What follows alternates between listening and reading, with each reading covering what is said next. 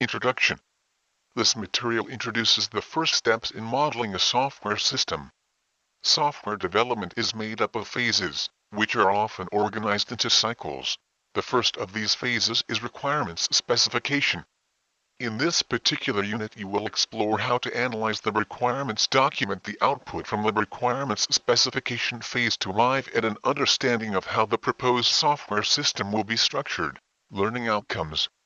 After studying this unit you should be able to describe and use each of this unit's key terms summarized in the glossary section at the end. List the components that make up a conceptual model of a system domain, and describe briefly the form and purpose of each component. Explain why a conceptual model forms the basis for modeling the structure of the system, i.e., gives an initial structural model of the system. Use various techniques and guidelines to identify an appropriate set of classes and associations from a requirements document, including their attributes and multiplicities. Identify situations where a generalization relationship between classes exists, and decide on appropriate parent and child classes, and their attributes and associations. Use various criteria to decide whether an event should be modeled as a class or as an association. Identify invariants and express them in terms of classes, associations and attributes, and distinguish between valid and invalid combinations of objects and links. Identify and reason about derived attributes and associations. Draw simple object and class diagrams using the diagrammatic notations introduced in this unit. 1. Conceptualizing the system domain as classes. The first step in structuring the system is to model the system domain in terms of a collection of classes and the relationships between them. The system domain is the real-world context specific to the software system being developed. These classes are conceptual classes, not the software classes that will eventually form part of a working system. They are modeling elements, corresponding to real-world entities mentioned in the requirements document. The relationships between them represent connections that are important in the system domain. The classes and relationships should all be ones that the client who has commissioned the software can easily relate to. You will see that, although building this initial model takes expertise, the result ought to be meaningful to someone who is non-technical but who knows about the system domain. So, for instance, if the requirement was for a system to administer a chain of shops, we might have classes such as shop, employee, manager and so on, and relationships such as works at, and manages. This picture of the system domain as a collection of related conceptual classes will be referred to as the conceptual model. Once you have drawn up the conceptual model, you will use it as a basis for a series of models of the structure of the system, which will lead eventually to a specification of the software that is to be implemented. 1. 2. The aims of this unit. Starting with the requirements document for a hospital-based system dealing with teams of doctors, patients and wards, the main aim of this unit is to construct a conceptual model for that system.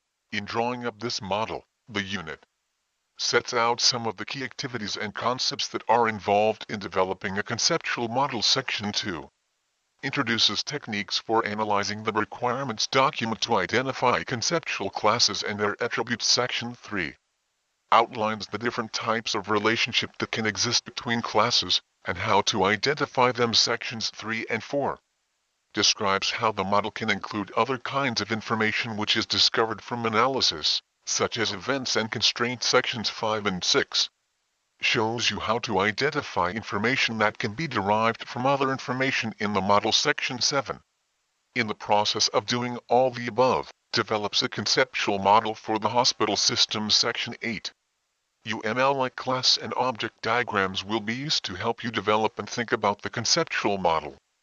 These diagrams can be used to describe the software classes and objects that will eventually be implemented in code, but they can equally well be used for conceptual models that deal with entities from the system domain.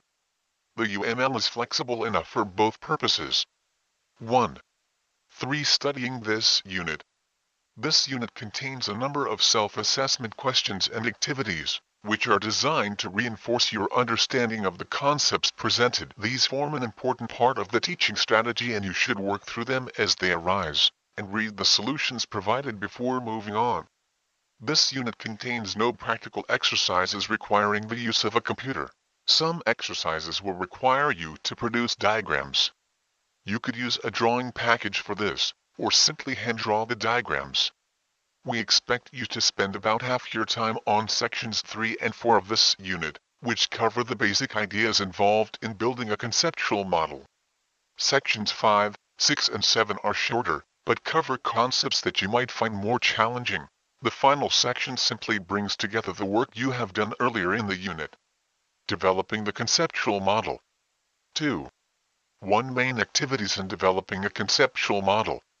In this section you will learn about the activities involved in developing a conceptual model, the role and purpose of the conceptual model, the position of the conceptual model in the wider context of the system that is being developed.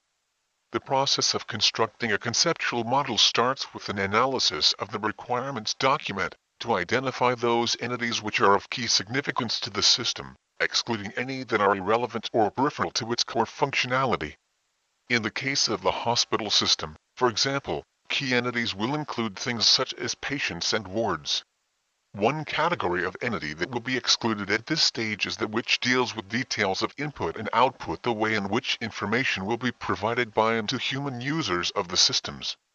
It is standard practice to separate the development of the user interface from that of the core system, and keep the two as independent of one another as possible. This is because it is quite likely that the user interface will need to be changed after the software has been delivered, for example to accommodate additional types of user or to take advantage of improved technology. This will be much easier to do if the user interface can be altered without requiring changes to the core system. Conversely, changes to the implementation of the core system should be possible while still keeping the user interface the same. Having identified entities that are of key significance to the system, we need to identify their properties and the various relationships between them. For example, patients are likely to have properties such as their name and age, and to be related to wards by virtue of the fact that each patient is on a particular ward. It is also necessary to identify constraints on the system domain i.e. limitations on the entities, their properties and relationships, and decide what conditions such constraints will impose on the model. The completed conceptual model will consist of a diagram representing the system domain, together with text describing important features of the model. In summary, the process which takes you from the requirements document to the conceptual model involves the following activities. Identification of those real-world entities described in the requirements document which are concerned with the core functionality of the system, leaving out considerations of the user interface. These will become the conceptual classes in the model. Identification of the properties of the entities and the relationships between the entities. Identification of the conditions that will be imposed on the model. Representation of the model using diagrams and associated text. 2. The role of the conceptual model. At the very heart of object-oriented programming is the philosophy that software objects can usefully correspond to real-world entities. This is why we create a conceptual model that looks object-oriented. It includes modeling elements referred to as classes, which have instances referred to as objects, and so on. Having a conceptual class such as shop, for example, makes it sensible to consider having a shop class as part of the software.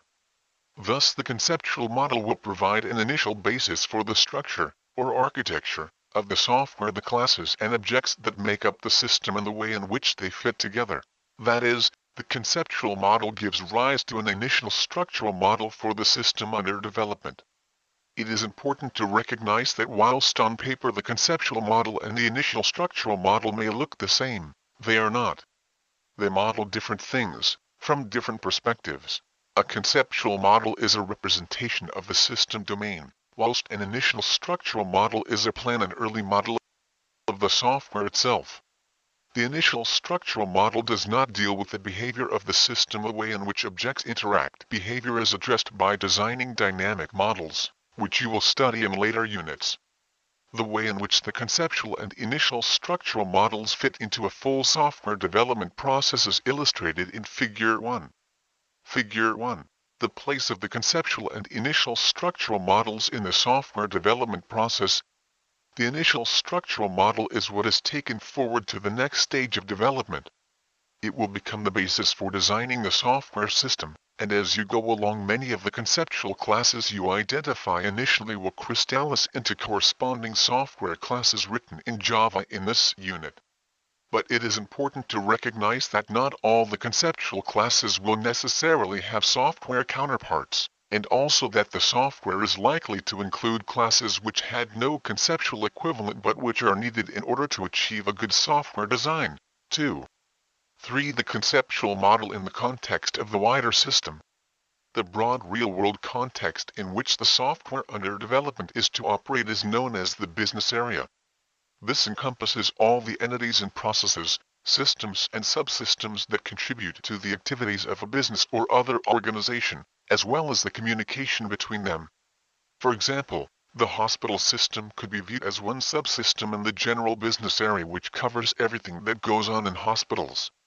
The dispensing of medicines, the training of nurses and doctors, and so on. Each of these activities may constitute a subsystem, which may or may not be computerized, but which will need to communicate with other subsystems in the broader area.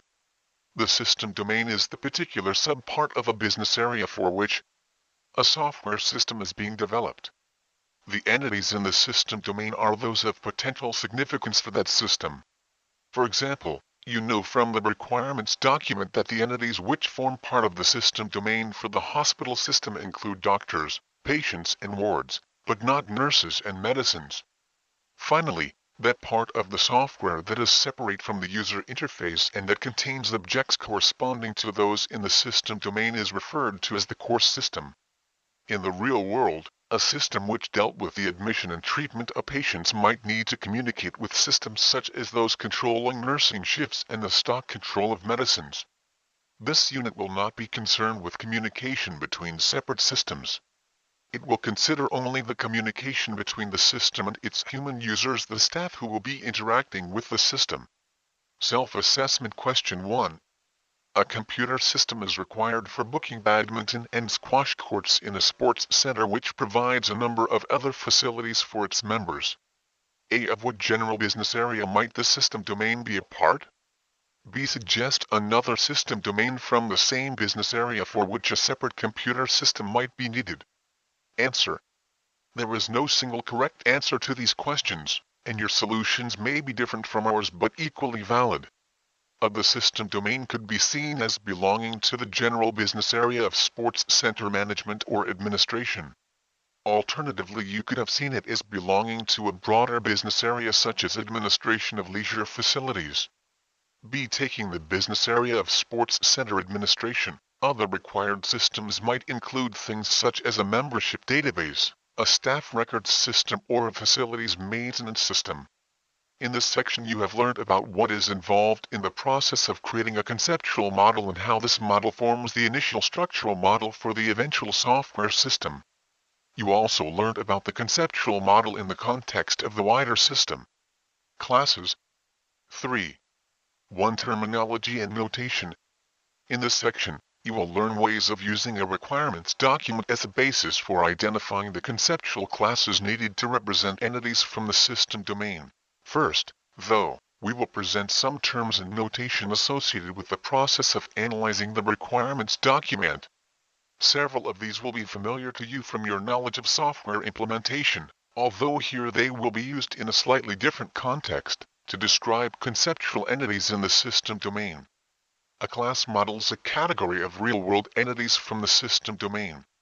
Although these may be tangible real-world things, they may also be intangible things such as events, roles and organizational units. Whether the entities are tangible or not, the modeling elements that represent them are referred to as objects. Objects of a particular class may have properties called attributes, corresponding to properties of their real-world equivalents. For example, an object representing a car entity may have an attribute color that corresponds to the color property of a car. Note that, since objects of a particular class all have the same attributes, we also say that the class has those attributes. At any given time, an attribute of an object has a value. That is, specific information that the object holds in respect of that attribute. For example, The color attribute of an object representing a particular car may have the value red. Objects may also have links to one or more other objects, representing connections between real-world entities.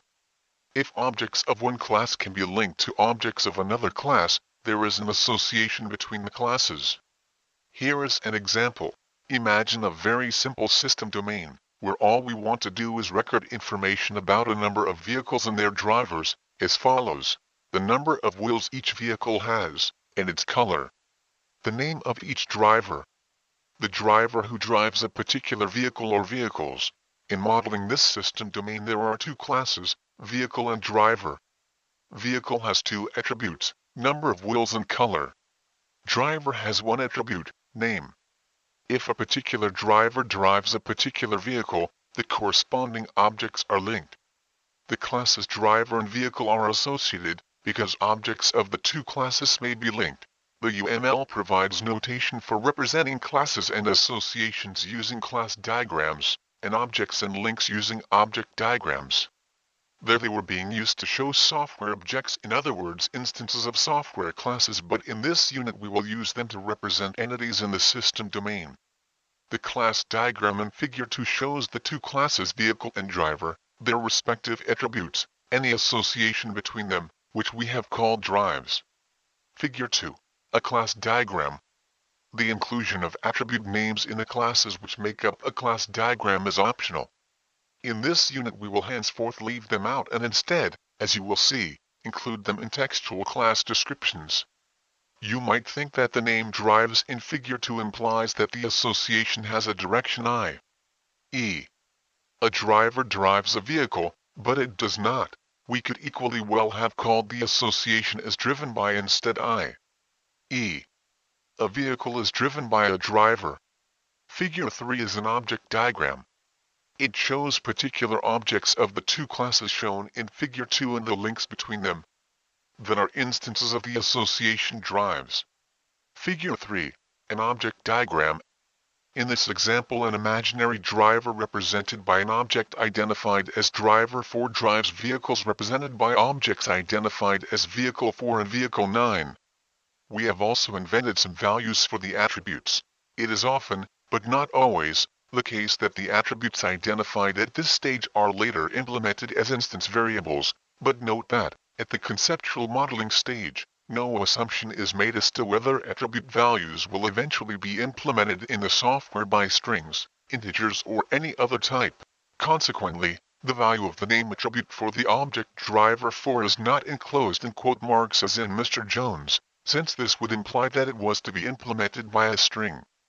The links in Figure 3 are conceptual links, and at this stage no conclusions can be drawn about whether driver objects know about vehicle objects know about driver objects, or both these things. In fact, for all that is known, neither might apply. The conceptual links just mean that the real-world entities represented by the objects are related in some way. Only when deciding how the system will perform its tasks i.e. during dynamic modeling, will it be possible to consider how the software objects may need to interact. There is an important relationship between the kinds of diagram in Figures 2 and 3. The first, the class diagram, is general, and the second, the object diagram, is specific. A class diagram, as depicted in Figure 2, represents all the objects of the classes shown. Any association represents all the links between objects of the two classes. The object diagram in Figure 3 depicts particular objects and the particular links between them. When you go from the general to the specific like this, you refer to the specific cases as instances of a general category. Thus, an object is an instance of a class, and in exactly the same way a link is an instance of an association. This will sound very familiar from programming. After all, you already know that classes have instances, but remember that we are not talking about software yet. At the moment we are still discussing categories and entities from the system domain. The next subsection takes forward the idea of a class diagram. We begin by examining in more detail how to identify classes, attributes and associations from a requirements document. 3. To identifying classes and attributes. The analysis process starts with the identification of a set of conceptual classes, the categories of things which are of significance in the system domain. There is not usually a single correct choice of classes to model a given system domain.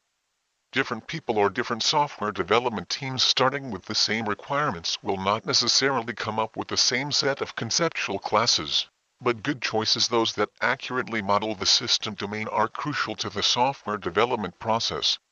Inappropriately chosen classes may add complexity to later phases of the development cycle, and could make the software difficult to maintain or extend.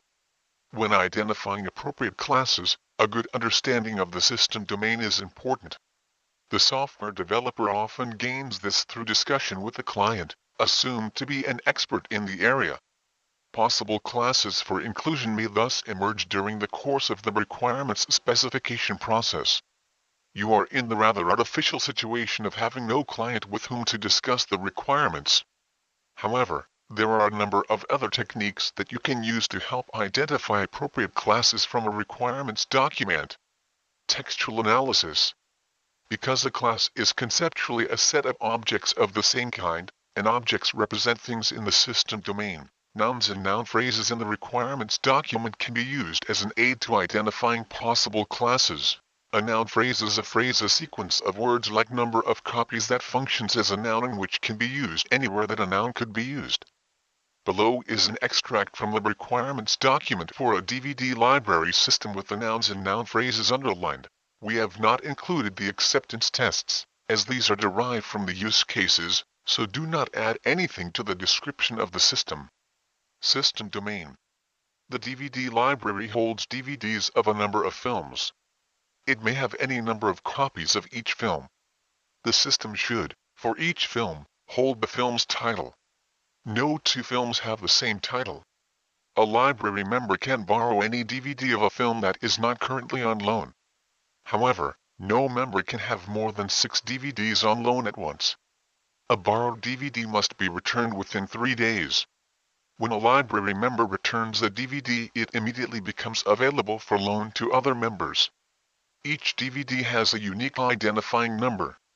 Each member of the library has a unique membership number. The system also holds each member's name. Use cases. The DVD library system will provide support to the library by enabling the library staff to do the following. A. Get number available. The staff member identifies the film. The system displays the number of copies available. B. List films. The staff member identifies the member. The system displays a list of the film titles and return dates for the DVDs that the member has on loan. C. Borrow DVD. The staff member identifies the DVD and the member who is borrowing it. The system records the fact that this copy of the film is no longer available for loan, the fact that it is on loan to the member identified, and the date on which it was borrowed. D. Return DVD. The staff member identifies the DVD. The system records the fact that this copy of the film is now available for loan and that it is no longer on loan to the member who returned it. Choosing the nouns and noun phrases is not an exact science. For example, in the second sentence of the above description, the object of the verb have is the noun phrase any number of copies of each film. Instead of underlining this phrase as a whole, we have chosen to identify number of copies and films separately within the phrase. In doing this, we are intuitively deciding that both copies and films are likely to be of importance. Another example is the noun loan, which could be treated as part of the phrases on loan to the member describing the status of a DVD rather than as a noun in its own right. This is only the first stage of identifying classes. We will shortly analyze the candidate classes in more detail. Some of the nouns and noun phrases underlined are duplicates, and some simply provide different ways of referring to the same thing.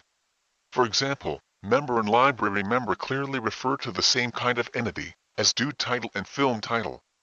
Such synonyms need to be grouped together to identify the distinct things that might help identify potential classes. A synonym for a word or phrase is another word or phrase that means the same as the first, and can be used in its place. On the other hand, the same word may be used to refer to different things. For example, number is used to refer to the unique identifying characteristic of both DVDs and members, as well as occurring in the phrases number of films and number of copies available. Activity 1. By grouping together nouns and noun phrases that are synonyms, list all the distinct entities that are mentioned in the requirements for the DVD library system. Discussion. Here is our list. Library, also referred to as DVD library, DVD also referred to as copy, number of films, number of copies, film system also referred to as DVD library system, title also referred to as film title, member also referred to as library member, loan day identifying number, membership number, member's name, library staff also referred to as staff member, number of copies available, list, return date, fact date on which it was borrowed. There are a couple of things worth noting about this list. We have used a singular noun or noun phrase to represent each group of synonyms. This is a step towards assigning class names, which are always singular. In the system domain, DVD, a physical video disc, is synonymous with copy.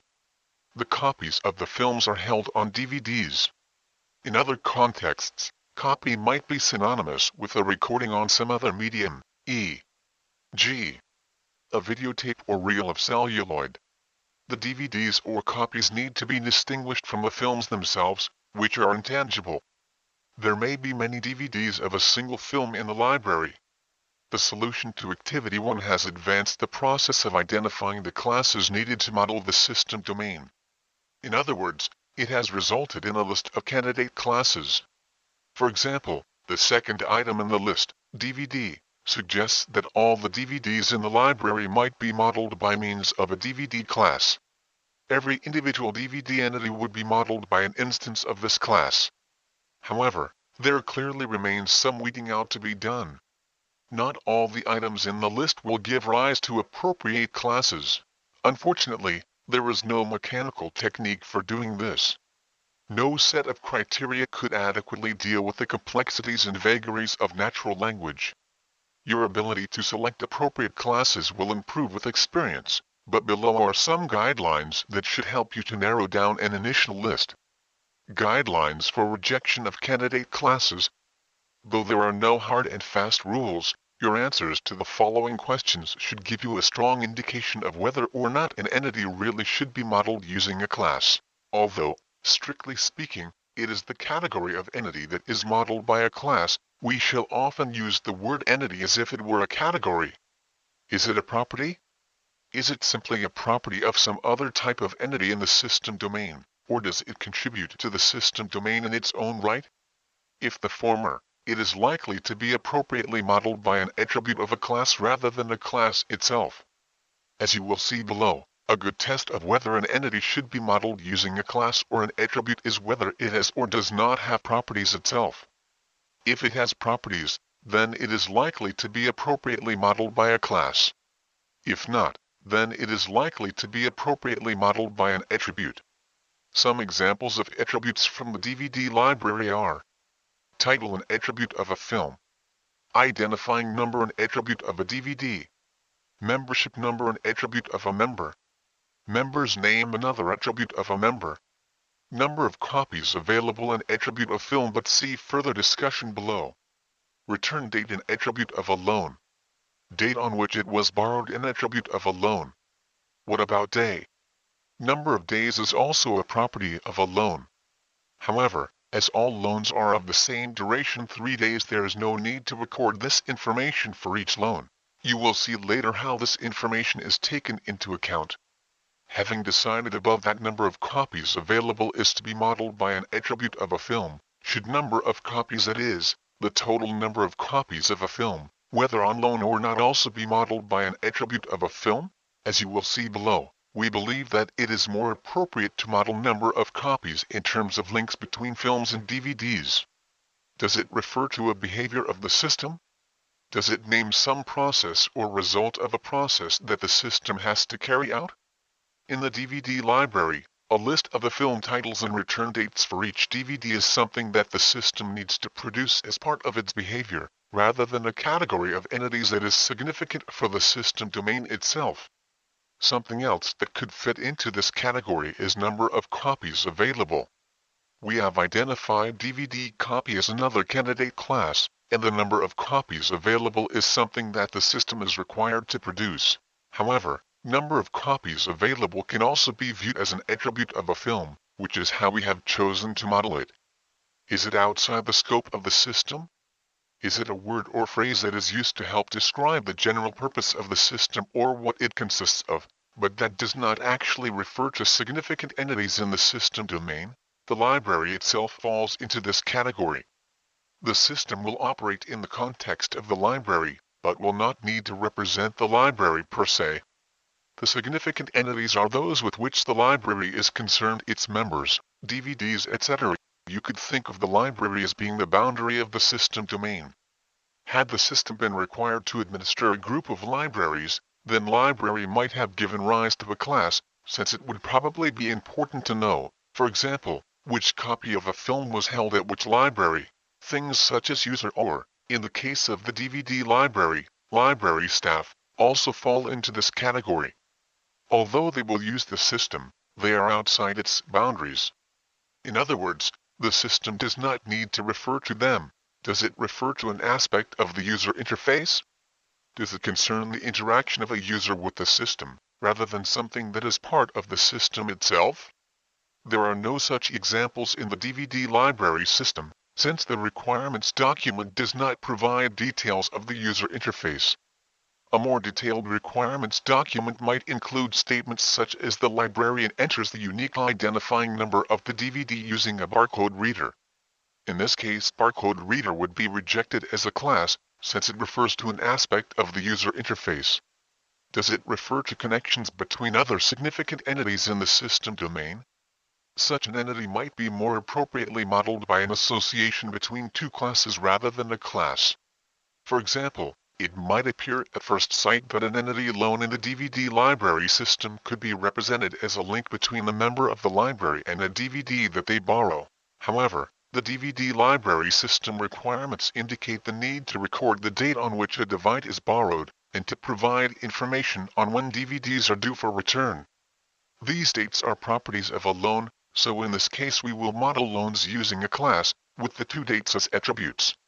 However, if the entity loan had not had properties, then it would have been more appropriate to model it as an association. Criteria for deciding whether an event, such as a loan, should be modeled as a class or an association will be discussed later in the unit.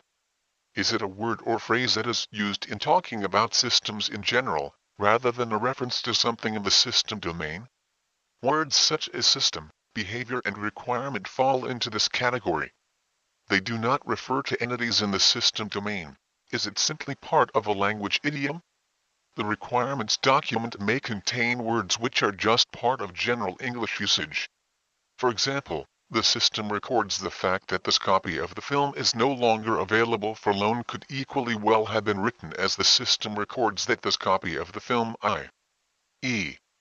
excluding the phrase the fact, and the sentence the DVD library holds DVDs of a number of films would have meant exactly the same had the phrase a number of been omitted. A number of alternative solutions are possible when categorizing and selecting from potential classes. We might, for example, have categorized number of films available and list of titles and return dates as aspects of the user interface, as this is where they would be displayed. It may sometimes be the case that an entity in one of the above categories does need to be represented by a class in the core system, or that a decision is made to introduce a class not represented by a noun or noun phrase in the requirements document, or indeed not mentioned in the requirements at all. Furthermore, the same entity may perform more than one role. For example, if library members were able to use the system to reserve and check in DVDs themselves, library member would be similar to library staff in this context and so outside the system boundary, as well as being one of the entities being modeled. Having applied the guidelines to the entities identified in Activity 1, we are left with the following. DVD film member loan. All four of these represent significant entities in the system domain, and none of them duplicates any of the others. They therefore suggest categories of entity that can each be modeled by a different class. Notation for classes.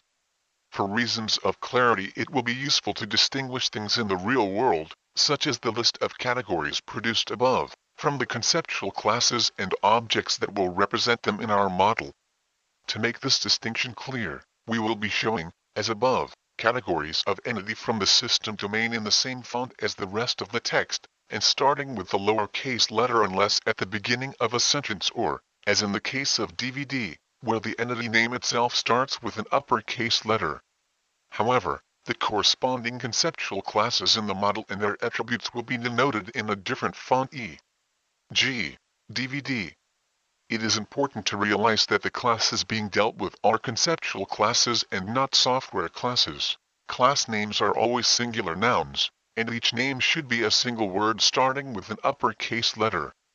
The name chosen for a class should give some indication of the type of entity its instances are supposed to represent.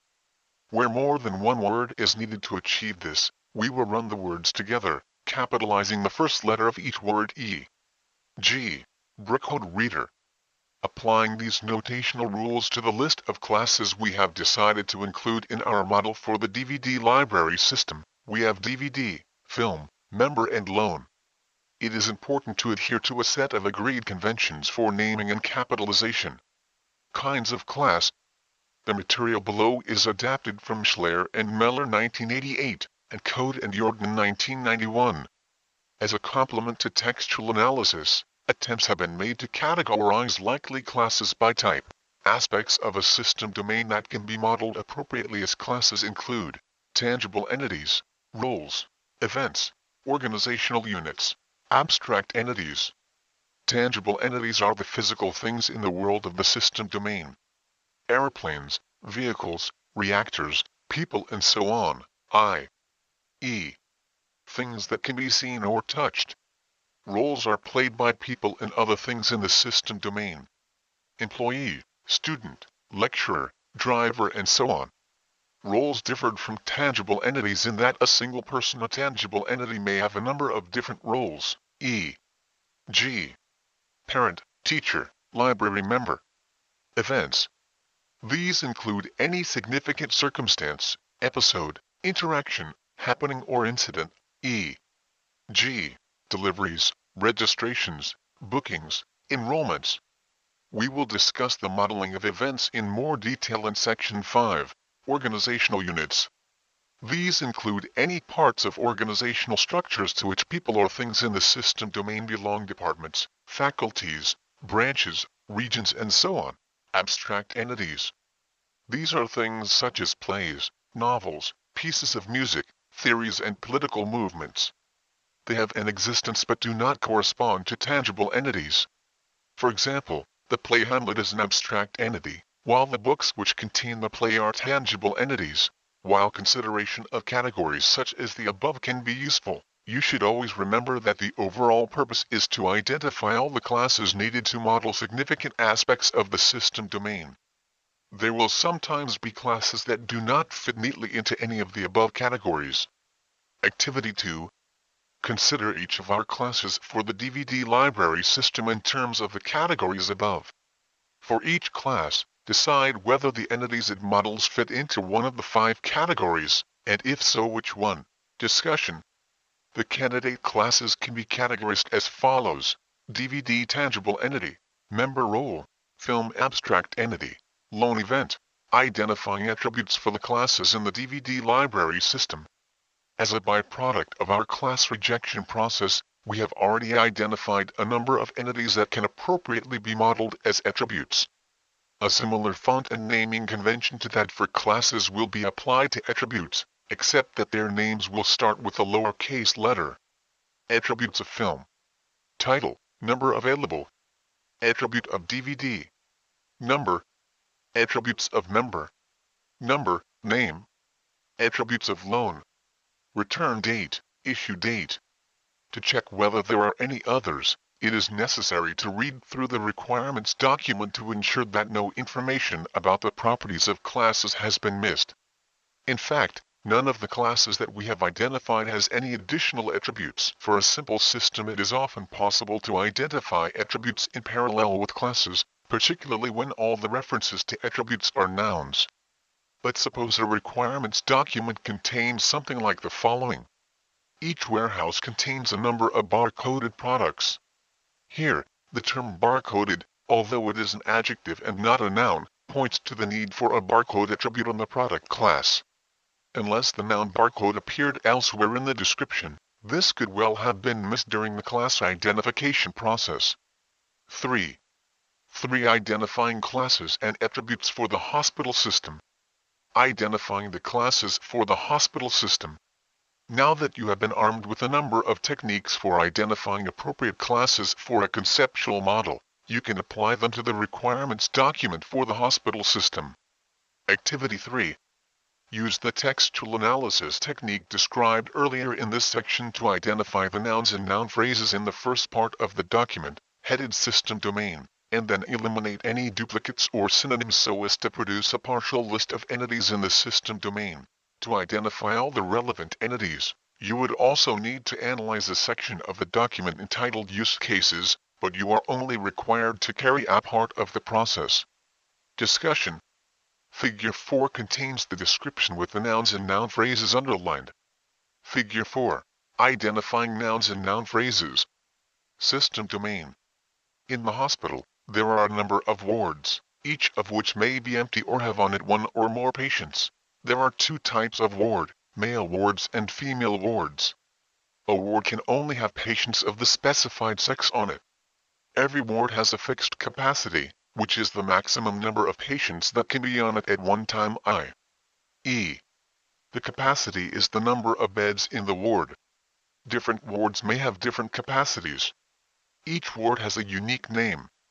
The hospital has an administration department that is responsible for recording information about the hospital's wards and the patients that are on each ward. The doctors in the hospital are organized into teams, each of which has a unique team code such as orthopedics or pediatrics. Each team is headed by a consultant doctor who is the only consultant doctor in the team. The rest of the team are all junior doctors, at least one of whom must be at grade 1. Each doctor is in exactly one team. The administration department keeps a record of these teams and the doctors allocated to each team. Each patient is on a single ward and is under the care of a single team of doctors. The consultant who heads that team is responsible for the patient. A patient may be treated by any number of doctors, but they must all be in the team that cares for the patient. A doctor can treat any number of patients. This is not an exact science, so do not worry if your underlining does not exactly match ours. After eliminating duplicates, we are left with the following list of entities. Synonyms are shown in parentheses. Hospital number of wards, patient type of ward, male ward, female ward, ward.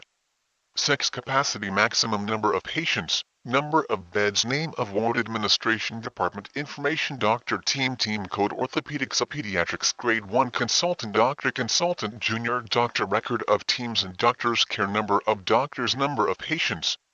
Your list may not have been identical to ours, but we would expect you to have included most of the entities above. Applying the guidelines for rejection to our solution to Activity 3, the following can be eliminated. Hospital and administration department outside the scope of the system. Number of wards, language, idiom. The requirements document could equally well have referred to wards or some wards. Type, capacity, name, attributes of ward. Sex, attribute of patient. Information, generic term referring to the behavior of the system. Team code, attribute of team. Record of teams and doctors, part of the behavior required of the system. Number of doctors, number of patients, language, idiom. You may have noticed that there are 3 nouns, orthopedics, pediatrics and grade 1, which have not been eliminated using the guidelines for rejection, yet which common sense suggests should not be modeled by classes. Orthopedics A and pediatrics are in fact given in the requirements document as example values of team code, which was identified above as an attribute of team, and grade 1 is a value of an attribute, grade, of junior doctor. The grade attribute will be identified in Activity 4 below. This leaves, so far, the following list of entities which give rise to candidate classes: male ward, female ward, ward, patient, doctor, team, consultant, doctor, junior doctor, care. Identifying additional classes from the use cases. To finalize the above list, it is necessary to analyze a section of the requirements document dealing with the use cases of the system, and to apply the same guidelines and criteria for rejection. This may identify the need for additional classes, or it may provide information that enables us to eliminate more classes from our existing list. Having underlined all the nouns and noun phrases in the use cases section of the requirements document, eliminated classes already identified, and applied the rejection guidelines, we believe there are no additional classes. You may want to convince yourself of this by reading carefully through the use cases section. However, in our view, analyzing the use cases section of the requirements document allows us to replace two of the candidate classes by a single class, and reject one further class. Male and female wards. We initially retained these as potentially giving rise to separate classes because we could not be sure that the two types of ward played a similar role in the system. However, the use cases section of the requirements document makes clear that the two types of ward differ only in the sex of the patients that can be allocated to them. These classes can therefore be rejected in favor of a single class modeling wards with an attribute to denote the sex of the patients on the ward. Note that in the similar case of junior doctor and consultant doctor, both classes are retained because there are differences in the role that each plays in the system domain. Care. The care of a patient, as described in the requirements document, is significant only in respect of which team provides that care. The description identifies no specific functionality or attributes with respect to the care itself. We conclude that at this point there is no need for a class modeling care, and that the care of a patient by a team can be modeled as a link between the relevant patient and team objects. This leaves the following list of conceptual classes: ward patient doctor, team consultant doctor, junior doctor. Notice that these classes, now accepted as conceptual classes, are in the special font for representing conceptual classes. Identifying attributes for the classes in the hospital system. The next task is to identify the attributes of the conceptual classes listed above. We have already identified some of these as a byproduct of the process of identifying the classes. Activity 4. By referring to the system domain and use cases sections of the requirements document, suggest attributes for each of the classes in the hospital system. Discussion. For each of our chosen classes, here are our lists of attributes, together with references to the relevant parts of the requirements document. Ward. Name, type, capacity, number of free beds, system domain, use cases A, D, F. Patient. Name, sex, date of birth, age, system domain, use cases A, F.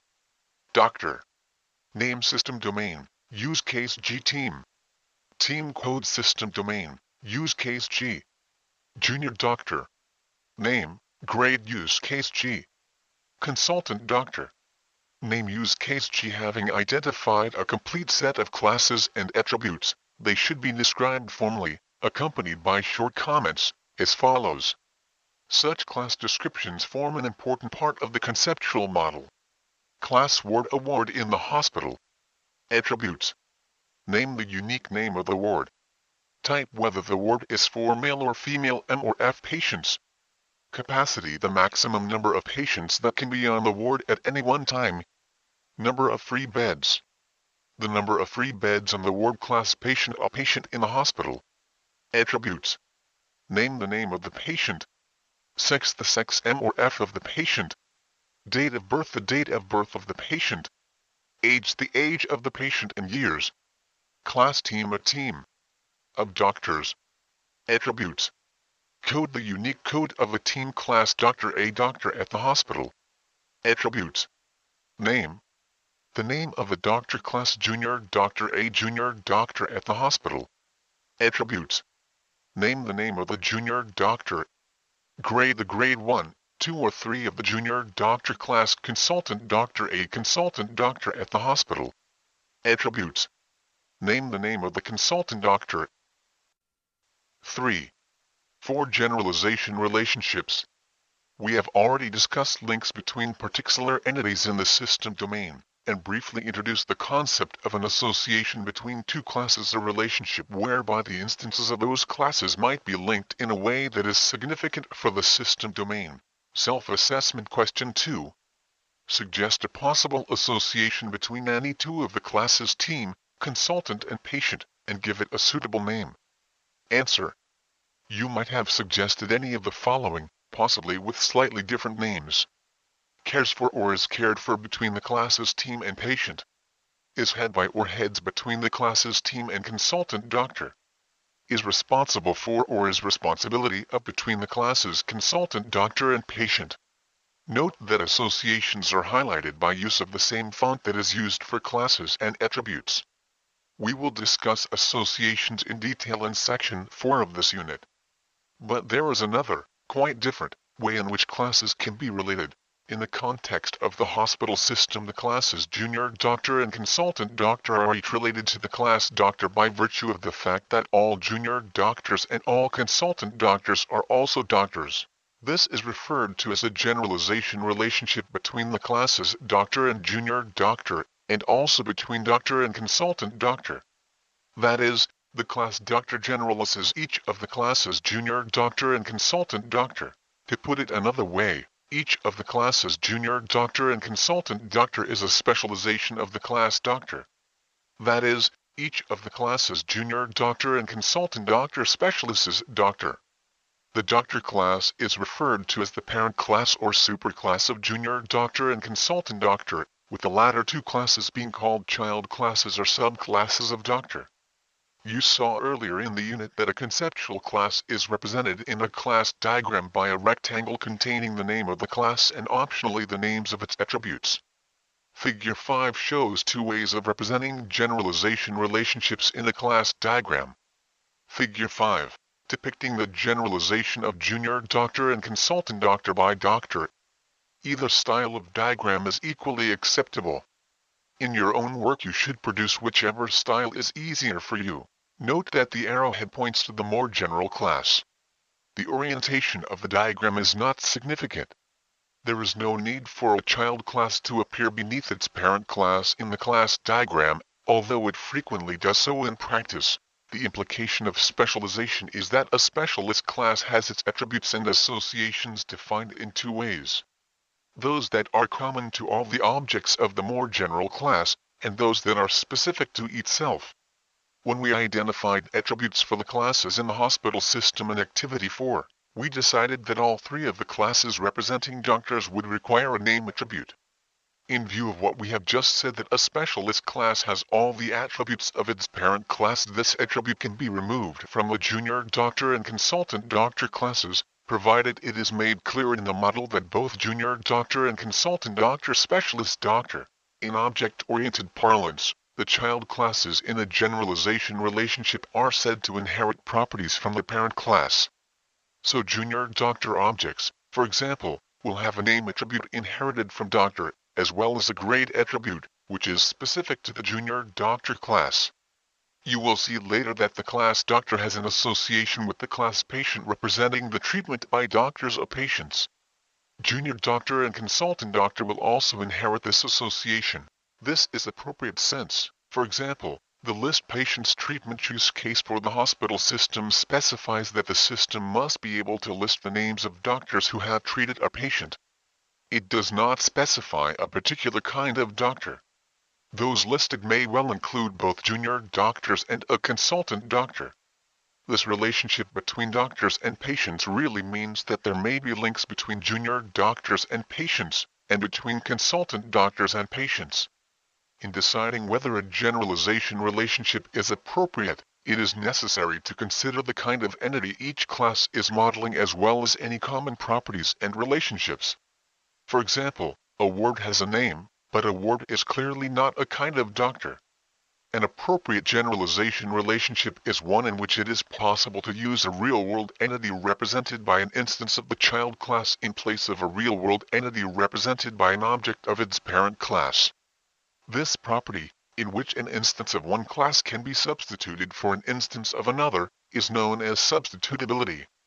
Thus, in the statement each doctor is in exactly one team, junior doctor can be substituted for doctor. It is important to recognize that identifying a generalization relationship at the conceptual level i.e. in the conceptual model does not necessarily mean that the developers are committed to creating a similar inheritance hierarchy at implementation. Here are the modified class descriptions for the doctor class and its subclasses. Note the inclusion of comments to indicate the generalization relationship. Class Dr. A Doctor at the hospital. Generalists Junior Doctor and Consultant Doctor. Attributes. Name the name of the doctor class Junior Doctor A Junior Doctor at the hospital. Specialists Doctor. Attributes. Grade the grade 1, 2 or 3 of the Junior Doctor class Consultant Doctor A Consultant Doctor at the hospital. Specialists Doctor. Attributes. None. 3. 5 abstract classes. Activity 5. Read the following extract from the requirements for the hospital system. Each team is headed by a consultant doctor who is the only consultant doctor in the team. The rest of the team are all junior doctors, at least one of whom must be at grade 1. Each doctor is in exactly one team. What can you infer from this extract about doctor objects? Discussion. Because every doctor is in a team, and the only doctors in a team apart from the consultant are junior doctors, you can infer that each doctor object is in fact an instance of either consultant doctor or junior doctor. In effect, there are no doctor objects as such. A class whose instances are all actually instances of one of its subclasses is called an abstract class. The word abstract is commonly used to refer to something which is intangible or not concrete.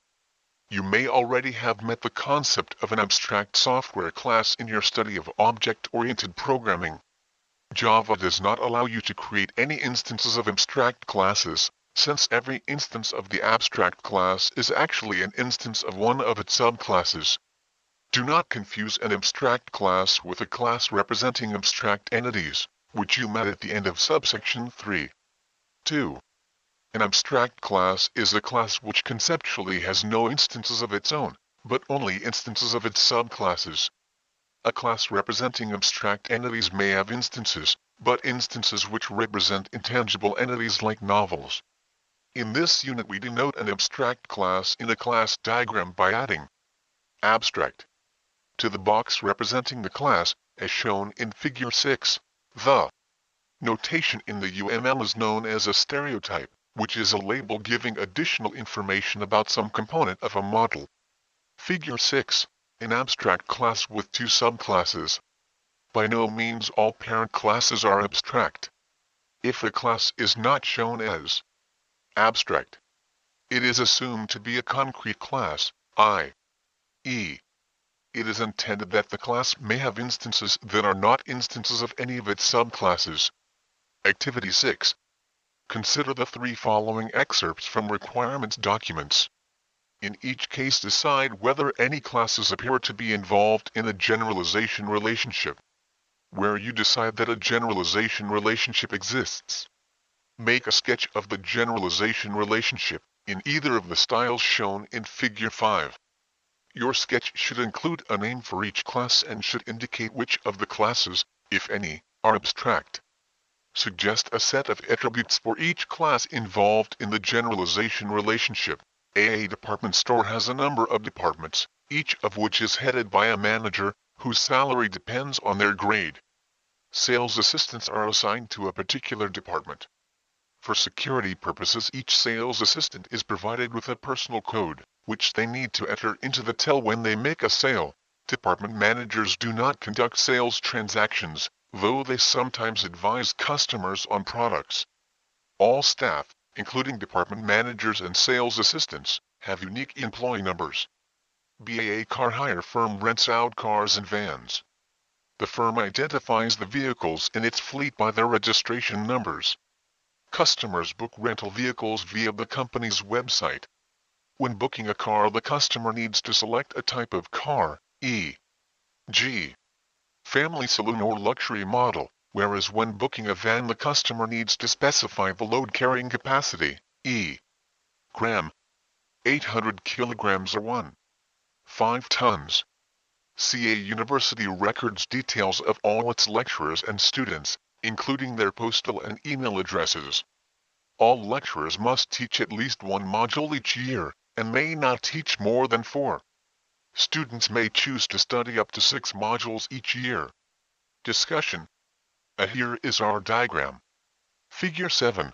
Generalization relationship representing staff in the department store.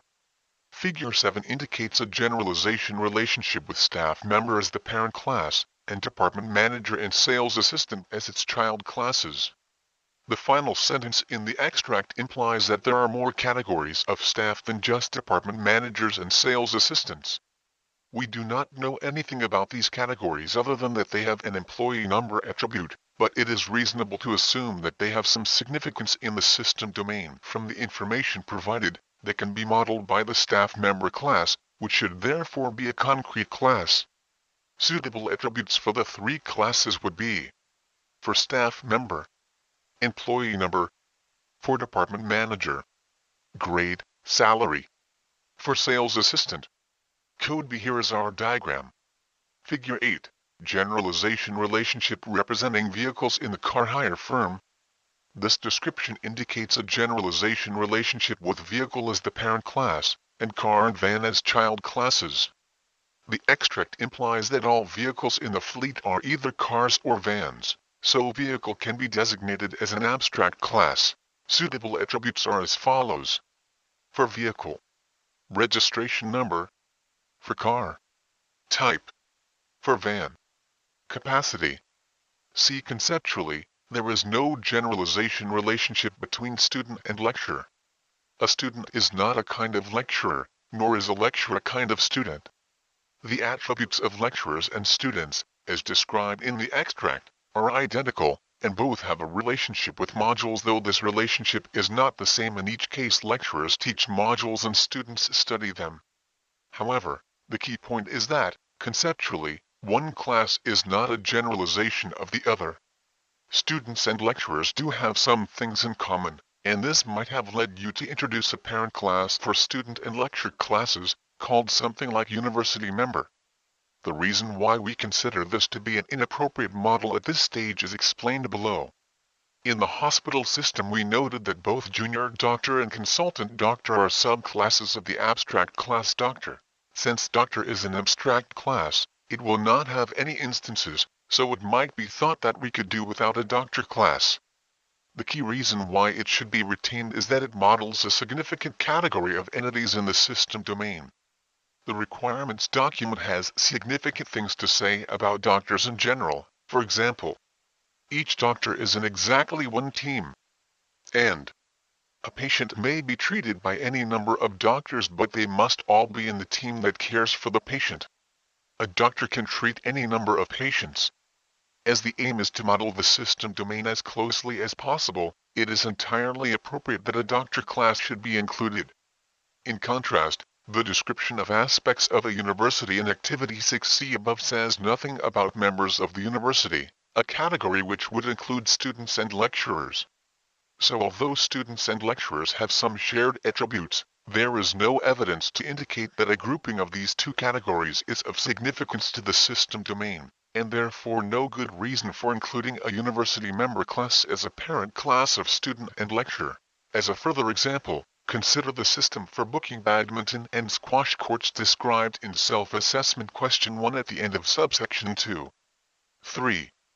Here is part of the system description. A computer system is required for booking badminton and squash courts in a sports center.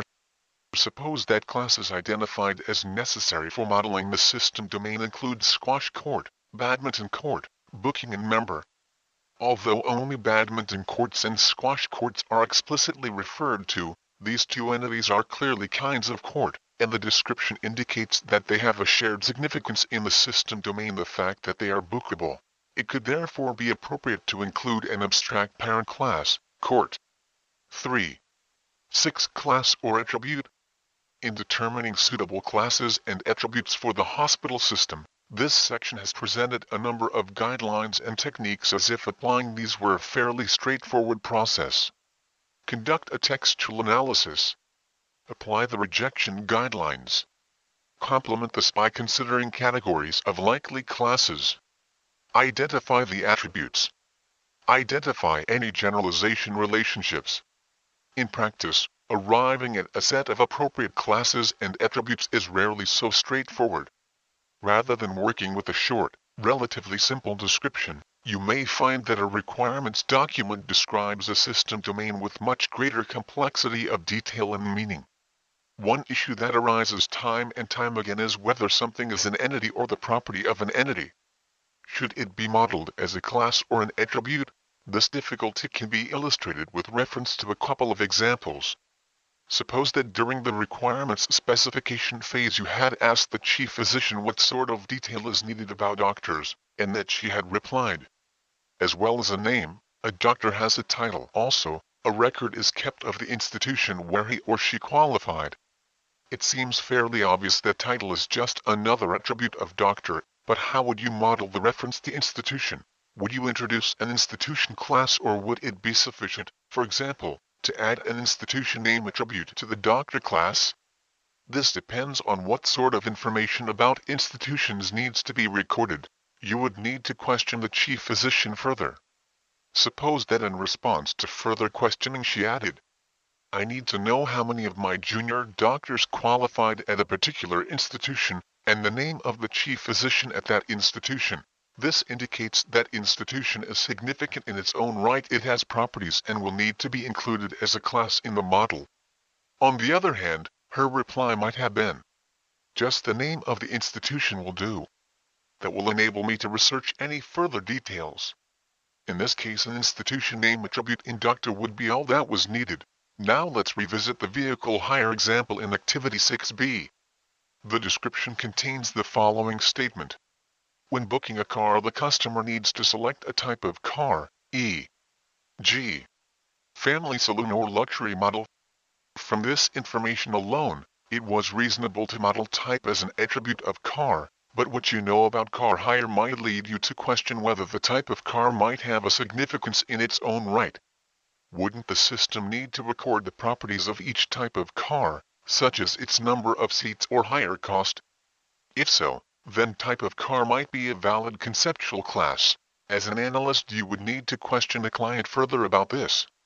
One of the strengths of an object-oriented development approach such as the one adopted in this unit is that the activity of building a conceptual model forces the developer to examine the meaning of statements about the system domain. This iterative questioning is also indicative of a good analytical approach in general, an active exploration of meaning rather than a passive acceptance of requirements. Having identified an initial set of classes and attributes for the hospital system and which of these classes might be generalizations of others, or abstract, it is now possible to move on and consider the associations between the classes.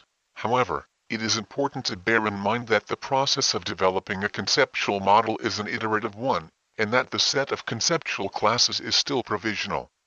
It may be that the analysis of the associations between classes will require them to be revised. Associations. 4. 1. What is an association? In the previous section you learned how to identify conceptual classes and their attributes from a requirements document. In this section you will review what is meant by an association, learn how to identify associations. Just as a class can be thought of as a set of objects that have common attributes and behavior, so an association between two classes is a set of links that have a common meaning. You have seen that a link is a connection between a pair of objects, one from each class, that is significant for the system domain.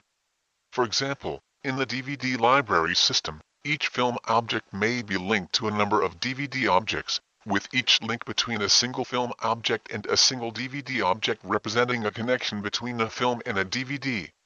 The situation at a particular point in time can be illustrated by an object diagram, such as the one in Figure 9. Figure 9. Object diagram illustrating links between film and DVD objects. The links in Figure 9 each model the fact that the particular DVD object at one end of the link represents a DVD which is a copy of the film represented by the film object at the other end. So these links are said to be instances of an association that we might call as copy, which exists between the classes film and DVD. As with classes and attributes, the name given to an association should be a single word and should give an indication of the meaning of the association. The usual convention is for association names to start with a lowercase letter. Note that the name of an association does not imply anything about its direction. This means that naming the above association as copied by meaning a film is copied by a DVD would have been just as valid as naming it as copy of meaning a DVD is a copy of a film. 4. 2. Identifying associations. In practice, the identification of associations often proceeds in parallel with the identification of classes. When you are considering a possible class, it is also natural to think about the connections that the entities it represents might have with other entities in the system domain. However, as with classes, textual analysis can also help to identify associations. Just as nouns and noun phrases can suggest candidate classes, so the grammatical structures that connect these nouns and noun phrases in the text of a requirements document can suggest likely associations. As an example, here again is the requirements document for the DVD library system. We have started our search for suitable associations by first highlighting the nouns and noun phrases that correspond to the conceptual classes which have already been identified by showing them in bold italic font, and we have then underlined any grammatical structures that connect these classes. System domain. The DVD library holds DVDs of a number of films. It may have any number of copies of each film. The system should, for each film, hold the film's title. No two films have the same title. A library member can borrow any DVD of a film that is not currently on loan. However, no member can have more than 6 DVDs on loan at once. A borrowed DVD must be returned within 3 days. When a library member returns a DVD, it immediately becomes available for loan to other members. Each DVD has a unique identifying number. Each member of the library has a unique membership number. The system also holds each member's name. Use cases. The DVD library system will provide support to the library by enabling the library staff to do the following. A. Get number available. The staff member identifies the film. The system displays the number of copies available. B. List films. The staff member identifies the member. The system displays a list of the film titles and return dates for each DVD that the member has on loan. C. Borrow DVD. The staff member identifies the DVD and the member who is borrowing it. The system records the fact that this copy of the film is no longer available for loan, that it is on loan to the member identified, and the date on which it was borrowed. D. Return DVD. The staff member identifies the DVD. The system records the fact that this copy of the film is now available for loan and that it is no longer on loan to the member who returned it. Concentrating on the nouns which represent classes allows us to disregard relationships that involve other aspects of the system, such as attributes, general behavior and user interface, or entities outside the scope of the system. Here are some examples of the sorts of thing that can be ruled out. Relationships involving classes and their attributes, e.g. Films have title. Relationships describing the behavior of the system, e.g. System displays number of copies. Relationships involving entities outside the scope of the system, e.g. Library holds DVDs, staff member identifies member. Remembering that copy is a synonym for DVD. Underline phrases such as DVDs of a number of films. Copies of each film suggest an association between DVD and film, representing the fact that a DVD is a copy of a film. The situation involving members, DVDs and loans is a little more complicated. Here are some of the relevant phrases. Library member can borrow DVD. Library member returns DVD. Copy is on loan to the member. These might initially appear to indicate an association between member and DVD, as in the following class diagram. Figure 10, possible association between member and DVD. However, the dates on which a loan or borrowing is issued and is due for return also need to be modeled, and in this unit associations do not have attributes. This is why we decided to introduce a loan class. Returning to the phrases above figure 10, you can see that both members and DVDs copies are associated with loans. A loan is to a member and consists of a DVD, so we need 2 additional associations, giving us 3 in all. Is copy of between film and DVD. Is to between member and loan. consistent between loan and DVD. These associations are illustrated in the class diagram in Figure 11. Figure 11, preliminary class diagram for the DVD library system. The phrases linking entities which correspond to the classes often do more than just suggest the existence of an association. For example, phrases like no member can have more than 6 DVDs on loan at once give us information about the number of links that are possible between an object of one class and objects of an associated class at any given time. We will return to this in the next subsection. The next activity asks you to apply your new skills of identifying associations to the hospital system. Activity 7. Conduct a textual analysis of the requirements document for the hospital system and draw up a list of possible associations. Remember that you are only looking for likely associations that involve the conceptual classes that have been identified: ward, patient, team, decoder, junior doctor and consultant doctor. You might want to refer back to self-assessment question 2 in subsection 3. 4. Where several of the required associations have already been identified. Discussion. Our list of associations is as follows. In each case we have added, in parentheses, a quote from the requirements document which supports the need for this association. Has on between ward and patient wards, each of which may have on it one or more patients. Contains between team and doctor. Doctors are organized into teams. Is headed by between team and consultant doctor. Each team is headed by a consultant doctor. Cares for between team and patient. Patient is under the care of team. Is responsible for between consultant decoder and patient. Consultant is responsible for patient. Has treated between doctor and patient. A patient may be treated by doctors. The accompanying phrases indicate that all these associations appear to represent significant connections between entities in the system domain. But as with other aspects of the analysis process, identifying associations is not an exact science, so do not worry if your list was not the same as ours. At the very least, some of the names you have chosen will probably differ, though they should still be meaningful. It is now possible to produce a class diagram Figure 12 showing the set of classes and associations identified for modeling the hospital system requirements. The diagram is not yet complete, as it still requires some additional items of information. Figure 12, an incomplete class diagram for the hospital system associations and generalization relationships. Before moving on, it is worth considering briefly the implications of generalization relationships for associations.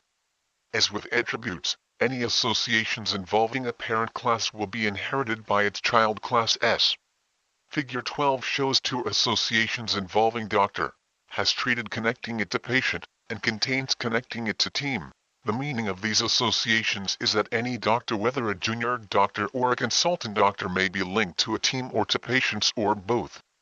Notice that by including the doctor class the structure is simplified. If doctor were omitted, has treated would need to be replaced by 2 associations, one between patient and junior doctor, and the other between patient and consultant doctor. There would be similar duplication of the contains association, because consultant doctor inherits an association with team from its parent class, doctor. There are 2 different associations between team and consultant doctor. Is headed by and contains. This is fine, but it does have some implications for the consistency of the model, in that a team must contain the consultant doctor that heads it. We will return to this later in the unit. 4. 3. Multiplicity. When discussing the associations for the DVD library system, we noted that a requirements document frequently provides information about the number of links that are possible between objects of particular classes. For example, the requirement stated that no member can have more than 6 DVDs on loan at once. For the sake of simplicity, we will assume that a loan involves a single DVD. Therefore, in terms of the model, this means that no member object may have links to more than 6 loan objects at any one time, though it may have fewer such links. To illustrate this, the object diagram in Figure 13 represents a situation where there are 3 members of the library. At the point in time depicted in the diagram, member 1 has 3 DVDs on loan, member 2 has no current loans, and member 3 has 1 DVD on loan. Figure 13, Object diagram showing as tone is of links. The number of instances of a class B that can be linked by a particular association to a single instance of the class A at the other end of the association is known as the multiplicity of the association at the B end. For example, suppose that each student on a particular course must have a single tutor, and that each tutor must be assigned to 20 students. The multiplicities of a tutor's association between the class's tutor and student would be shown as in Figure 14. Figure 14. Multiplicities for a tutor's association between tutor and student. Figure 14 tells us that each student object must be linked to exactly one tutor object and that each tutor object must be linked to 20 student objects. The multiplicity may be a single figure or a range. For example, a member of the DVD library may, at any point in time, have any number of loans between 0 and 6. That is, the multiplicity of the is-to association at the loan end is 0 to 6 and would be indicated on the class diagram by writing 0, 6 on the is-to association next to the loan class. Although a member may have a number of loans at a particular time, each loan will be linked to only a single member, so the multiplicity of is-to at the member end is 1, sometimes expressed as exactly 1. Figure 15 shows the class diagram for the DVD library system with the multiplicities for is-to added. Figure 15. Class diagram for the DVD library system showing multiplicities for the is-to association. Now consider the consists of association. A particular loan object will always be linked to a single DVD object. The multiplicity of consists of is therefore at the DVD end. However, a DVD may or may not be on loan, so a particular DVD object is linked to 0 or 1 loan objects and the multiplicity of consists of at the loan end is therefore 0. 1 described as 0 or 1. Self-assessment question 3. What is the multiplicity of the is copy of association at the film end? Answer.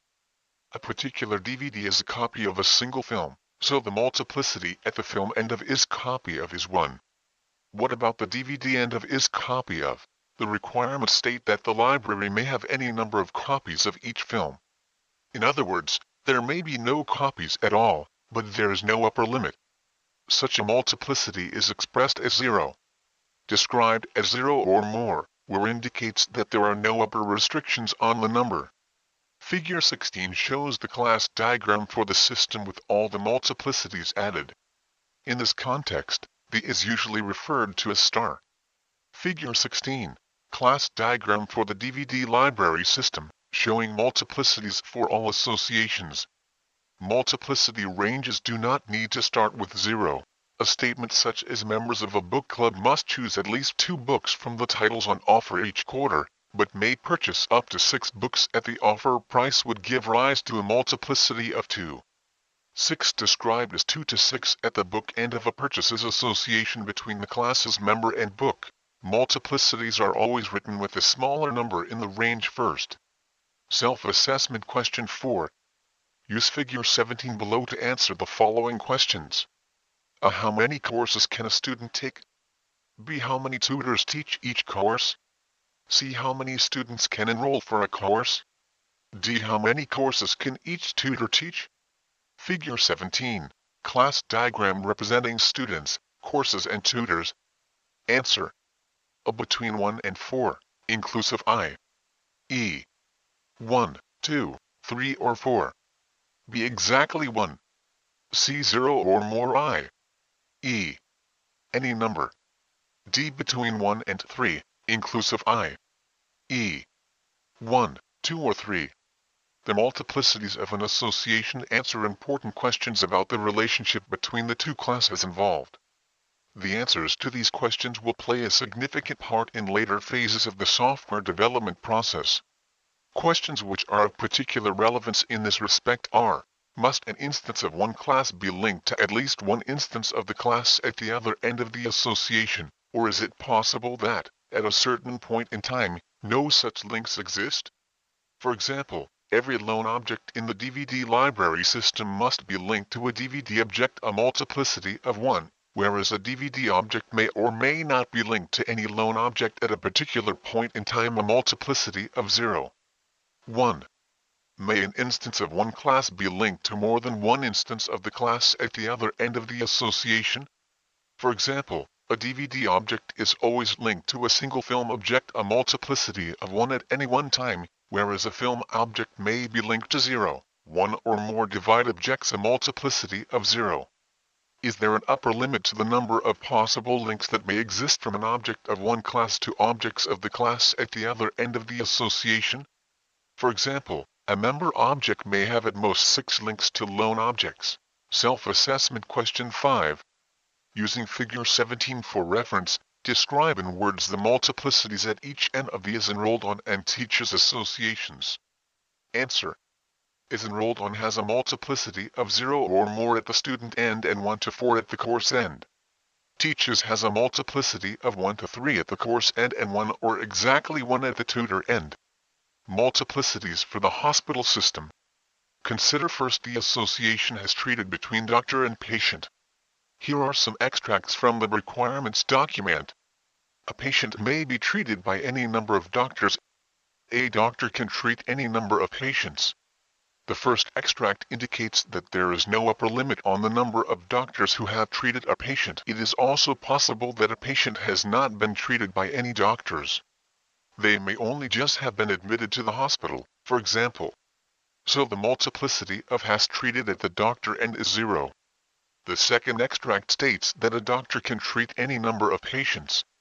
Allowing for the situation where a doctor has not yet treated any patients, the multiplicity at the patient end is also 0.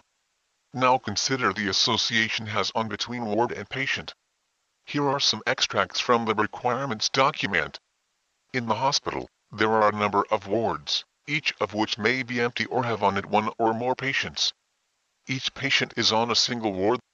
The first extract states that a single ward object may be linked to 0, one or more patient objects, indicating a multiplicity of 0. At the patient end of the association. The second says that each patient is on one ward. Thus each patient object is linked to exactly one ward object. The multiplicity of has on it the ward end is therefore 1. The class diagram in figure 18 shows the multiplicities for the has treated and has on associations. Figure 18, multiplicities for the has on and has treated associations. You may have wondered why the multiplicities for has on do not take account of the statement every ward has a fixed capacity, which is the maximum number of patients that can be on it at any one time, so that in practice no ward can have the unlimited number of patients indicated by a multiplicity of 0. This is because an association represents all the links that are its instances. Different wards have different capacities, so it would not be possible for the multiplicity at the patient end of the has on association to specify an upper limit that would apply to all ward objects. If the requirements had stated, for example, that all wards have a capacity of 15, we could have dispensed with the capacity attribute in ward, and modeled the limit by a multiplicity of 0. 15 at the patient end of has on. In general, if you do not know the upper limit for a multiplicity, then the best you can do is assign an upper limit of. In practice, this is likely to indicate an unknown and possibly variable upper limit rather than an infinite one. Activity 8. Make a sketch of the diagram in figure 18, and add the multiplicities for the associations is headed by, contains, cares for and is responsible for. Discussion. Figure 19 shows our class diagram. Figure 19, class diagram for the hospital system. Showing multiplicities. Here is a brief justification of our solution, including relevant extracts from the requirements document. Is headed by. Each team is headed by a consultant doctor who is in the team. Each doctor is in exactly one team. Remember, the consultant doctors are a kind of doctor, so that it is possible to deduce from the second extract that each consultant doctor is in exactly one team. Because the first extract specifies that a team must be headed by a consultant doctor who is in that team, it can also be deduced that each consultant doctor can only head one team. Contains. Each team is headed by a consultant doctor in the team. The rest of the team are all junior doctors, at least one of whom must be at grade 1. Each doctor is in exactly one team. The first two extracts indicates that each team must contain at least 2 doctors, the consultant doctor that heads it, and at least 1 junior doctor at grade 1, so at least 2 in all. The third extract provides the multiplicity at the team end, cares for. Each patient is under the care of a single team of doctors. This tells us that each patient object will be linked to exactly 1 team object. There is no information on the number of patients that can be cared for by a team, so we use for the upper limit at the patient end. Since there is no information to the contrary, we assume that it is also possible that there are times when a team has no patients under its care, for example when a team is newly constituted, or when all the patients under its care have been discharged. Is responsible for. The consultant who heads that team is responsible for the patient. This is similar to the cares for association. Each patient is the responsibility of a single consultant doctor, and each consultant doctor may have responsibility for 0, 1 or more patients. Activity 9. Suppose that a particular patient, represented as the object called patient 5, has been treated by a particular doctor, Dr. 3, on 3 different occasions. In an object diagram modeling the system domain at some point after these 3 treatments have taken place, how many links would be needed between patient 5 and Dr. 3? Dr. 3 may be a junior doctor object, or it may be a consultant doctor object. The actual class is irrelevant here. Any kind of doctor may be involved in treating a patient. Discussion. There would be only 1 link. Although a single doctor object can be linked to 0 or more patient objects, there can, for a particular association, only ever be a single link between 2 particular objects. As far as the conceptual model is concerned, either a particular doctor has treated a particular patient or not.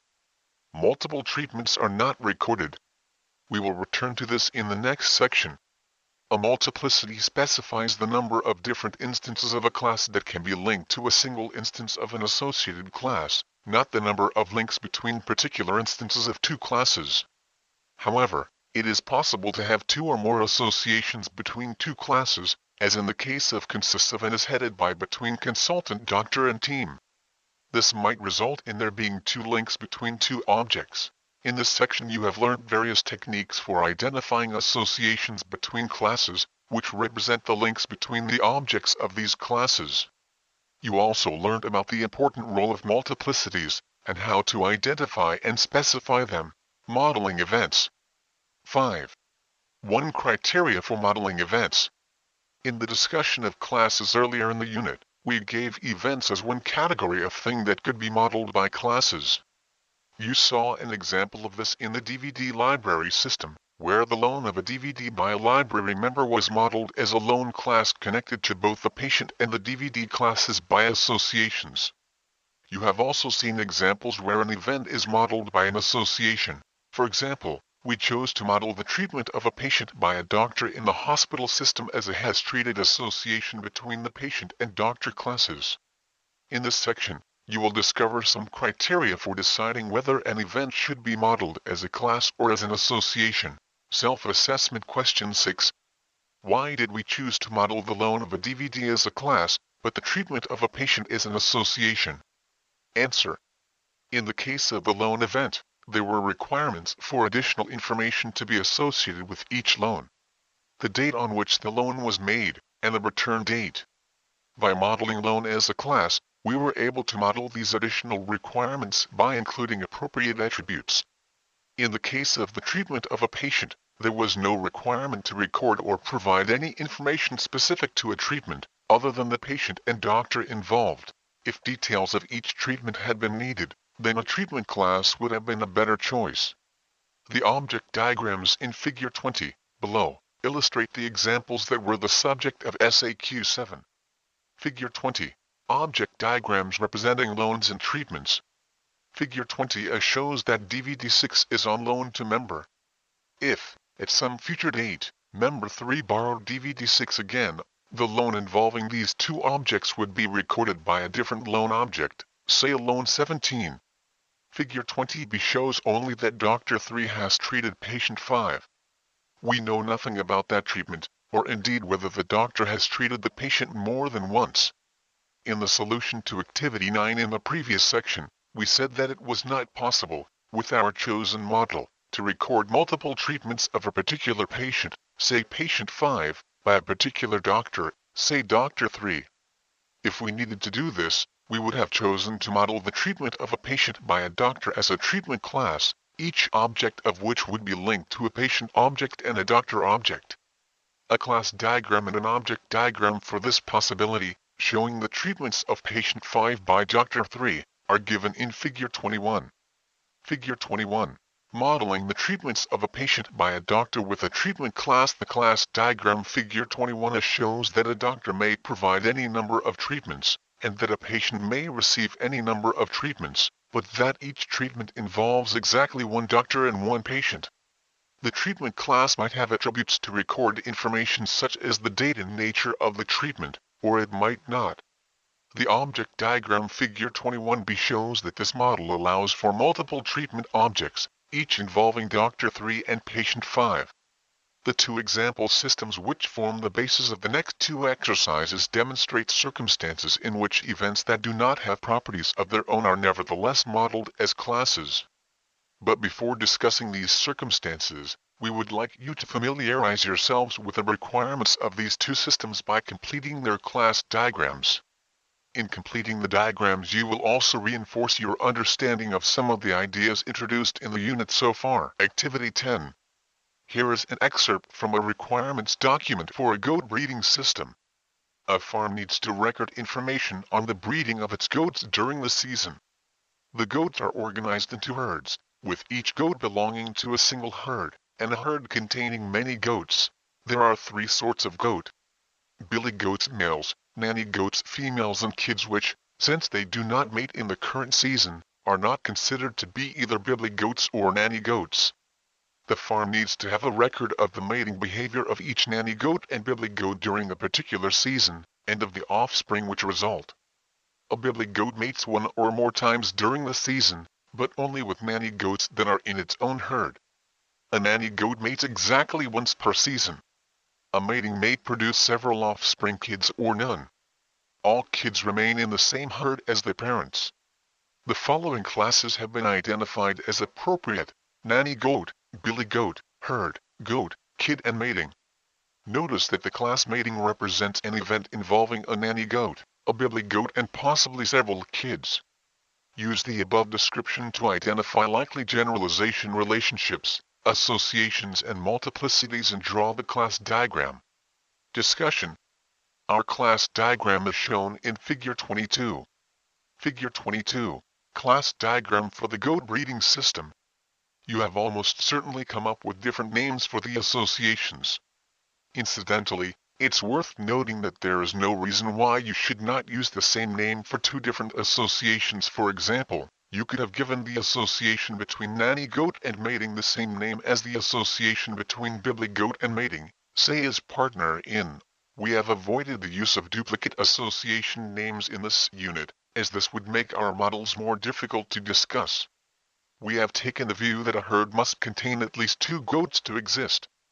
Note that the goat class is abstract, as there are no goats per se, only billy goats, nanny goats, and kids. Mating is an example of an event that is modeled by a class. We will return to this shortly. Activity 11. Here is an extract from the requirements for a system used in organizing an Open University day school, referred to as the day school system.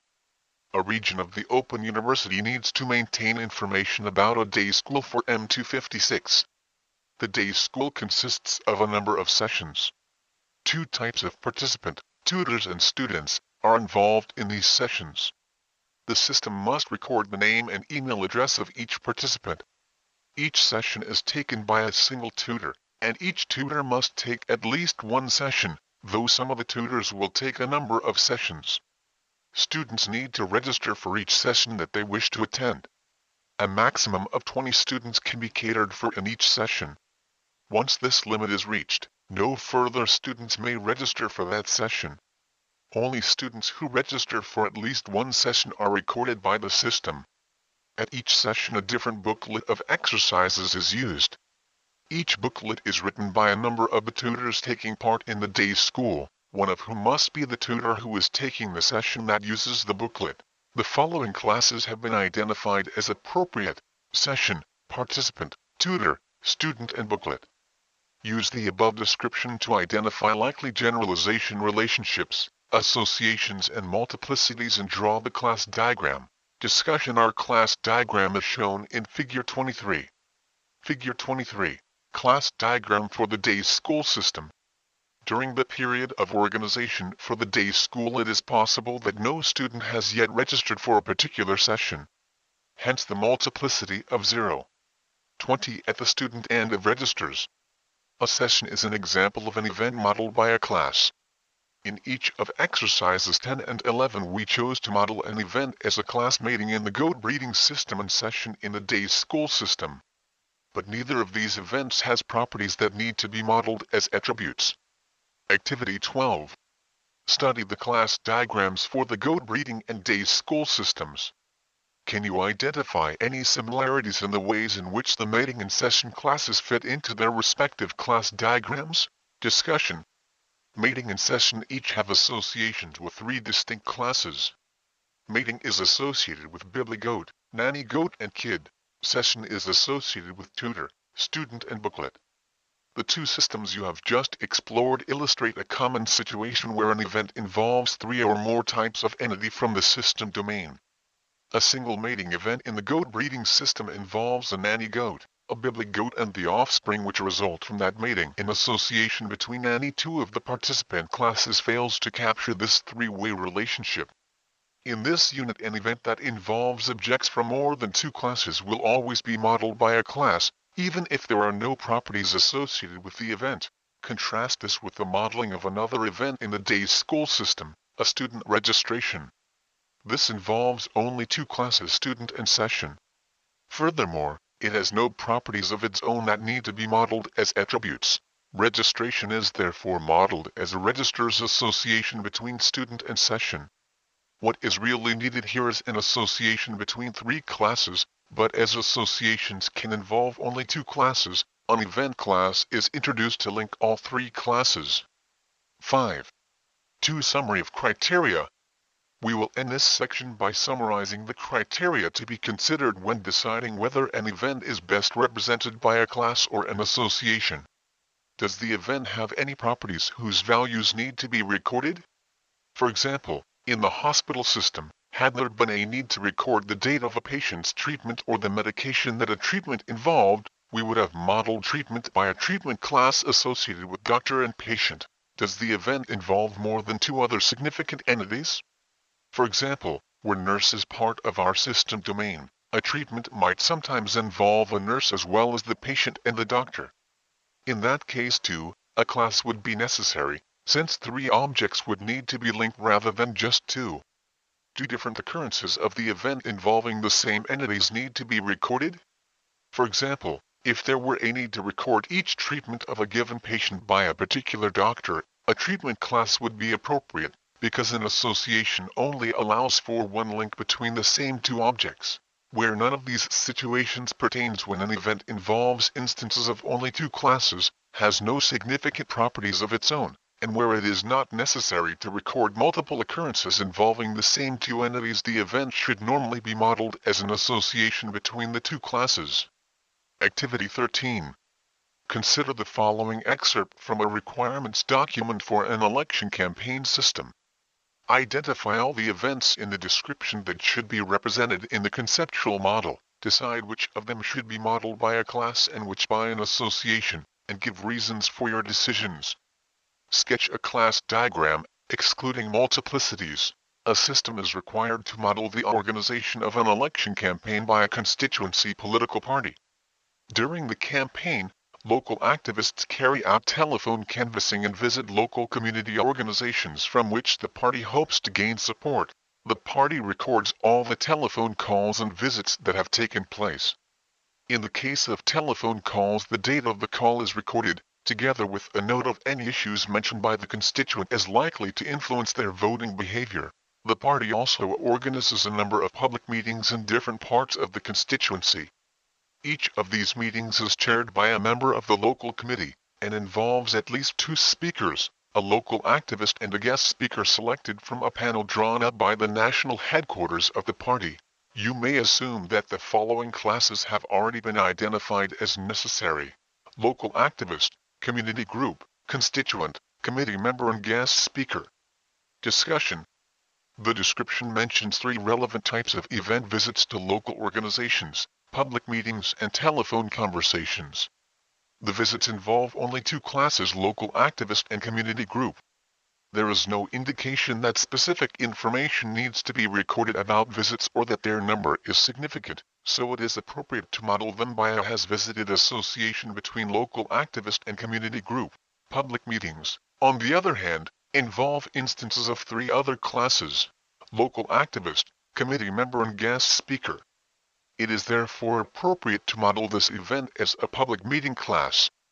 Telephone conversations between party activists and constituents involve only 2 classes, but we are told that certain details of the conversation, the date on which it took place and the issues raised by the constituent are recorded. To model this, a phone conversation class is needed, which will have 2 attributes: date and issues. A class diagram for the system excluding multiplicities is given in Figure 24. Figure 24. Class diagram for the election campaign system excluding multiplicities. Invariance. 6. Invariance. 6. 1. What is an invariant? The aim in constructing a conceptual model is to capture all the relevant information about the system domain provided in the requirements document so that this model can form the basis for the structure of the system. To complete the process, there is one more component to add: invariance. In this section, you will learn what is meant by an invariant, how to identify and express invariance. An invariant is any condition on the objects of a conceptual model, their attribute values and links, which must hold for the requirements to be satisfied and the consistency of the model to be guaranteed. Such a condition represents a constraint on the real-world entities modeled, i.e., a constraint on the system domain. We start by illustrating this concept with some examples from the hospital system.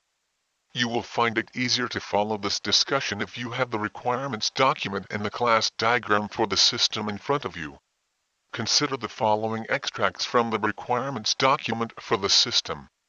Each patient is under the care of a single team of doctors. A patient may be treated by any number of doctors, but they must all be in the team that cares for the patient. These extracts both imply invariants that must be true of our model at all times. Each patient object must be linked to one team object, not 0, not more than 1. All the doctor objects linked to a patient object must be linked to the team object to which that patient object is linked. We can express these 2 invariants more precisely as follows. Each patient object is linked to exactly one team object. If a patient is any patient object, then any doctor object linked to a patient is also linked to the team object which is linked to a patient. The first of these invariants imposes a condition on the number of links that are allowable between objects of 2 classes. Fortunately, some invariants, such as those concerned with the numbers of links allowed between an object of one class and object S of an associated class, may be evident from the class diagram, and so they would not normally need to be expressed in words. For example, this first invariant is represented by the multiplicity of 1 at the team N of the cares for association. However, other types of invariant cannot be shown using the notation used for class diagrams here, and need to be included in the text which accompanies the diagram. The second invariant above is one such example. It expresses a dependency between links of more than one association. We will shortly discuss invariants which impose other types of condition on objects, attributes and links, but we will first explore the second invariant a bit more closely, by considering, in Activity 14, how it imposes conditions on objects and links. Activity 14. Figure 25 shows 2 object diagrams, each modeling part of the hospital system domain at a particular time. One of the diagrams depicts a combination of objects and links which is invalid with respect to the second invariant above, which diagram is invalid and why. You may assume that all relevant links are shown. Figure 25. Object diagrams for the hospital system, one of which depicts an invalid combination of objects and links. Discussion. Figure 25A is invalid. When a patient object and a doctor, in this case a junior doctor object, are linked to each other, both must be linked to the same team object, according to the second invariant, above. Now consider the following extract from the requirements document for the hospital system. There are two types of ward, male wards and female wards. A ward can only have patients of the specified sex on it. This constraint can be represented in the conceptual model as the following invariant. The sex attribute of any patient object has the same value as the type attribute of the linked ward object. This invariant expresses a condition on the relationship between attribute values of linked objects. Activity 15. Using the requirements document for the DVD library system given in subsection 3. 2. In its completed class diagram in figure 16, identify two invariants on the model of the DVD library system. One invariant should relate to the number of allowable links between two objects, and the other to the attribute values of objects of a particular class. Try to express your invariants in terms of objects, attribute values and links, but do not spend too much time getting the wording precise. Discussion. Each lone object is linked to no more than 6 lone objects. For each lone object, the difference between the values of its issue date and return date attributes is 3 days. The examples above demonstrate that invariants can involve a number of different aspects of the conceptual model. Invariants involving additional types of constraint will become evident as we carry out a detailed analysis of the system domain for the hospital system in subsection 6. 2. And consider the conditions needed to ensure the consistency of that model. First, though, we consider the forms in which invariants are included in the conceptual model. As the model will contribute to the design of the system, and ultimately its implementation, it is important that invariants are expressed clearly and without ambiguity. An invariant should be formulated as a statement that can be tested for its truth. As evidenced by some of the examples already considered, this is not always easy. Furthermore, there is often more than one way of expressing a particular invariant. For example, we could equally well have stated the second invariant in activity 15 as: the return date attribute of each lone object has a value that is 3 days later than that of its issue date attribute. Activity 16. Figure 26 is a fragment from the class diagram for a university system. The tutor class has attributes name, staff number and region, while the student class has attributes name, personal identifier and region. Write down an invariant which states that the tutor allocated to a student must be from the same region as the student. Figure 26. Fragment of class diagram for a university system. Discussion. The region attribute of each student object has the same value as the region attribute of the linked tutor object. Or, the region attribute of each tutor object has the same value as the region attribute of each student object to which that tutor object is linked. Activity 17.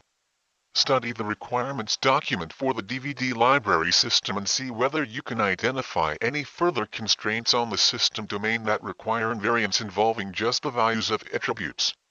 Discussion. The description sets out several constraints which will give rise to invariants concerned with the uniqueness of attributes. No two members may have the same membership number. No two DVDs may have the same number. No two films may have the same title. We could express the invariants noted in activity 17 in just terms of objects and attribute values. If this were done for the first one, it would read as follows. If A member 1 and A member 2 are any two distinct member objects, then the value of the number attribute of A member 1 is not the same as the value of the number attribute of A member 2. Notice that the introduction of identifiers to refer to objects, e.g., A member 1 and A member 2, makes it easier to express the invariant clearly. Invariants concerned with the uniqueness of attributes are so common that we will not generally ask you to identify them. However, this does not mean that they are not important. For simplicity, our models will include this information in the comments that accompany attributes in the class descriptions, as we have done for the name and ward and code and team attributes in the hospital system. Activity 18. There is one further invariant for the DVD library system. Study the two object diagrams in Figure 27, which model the situation regarding two particular films at a certain point in time. One of these illustrates a combination of objects and links which is invalid with respect to the number available attribute of film, and the other a valid combination. Attributes for the DVD objects and the lone objects are not depicted because they are irrelevant in this exercise.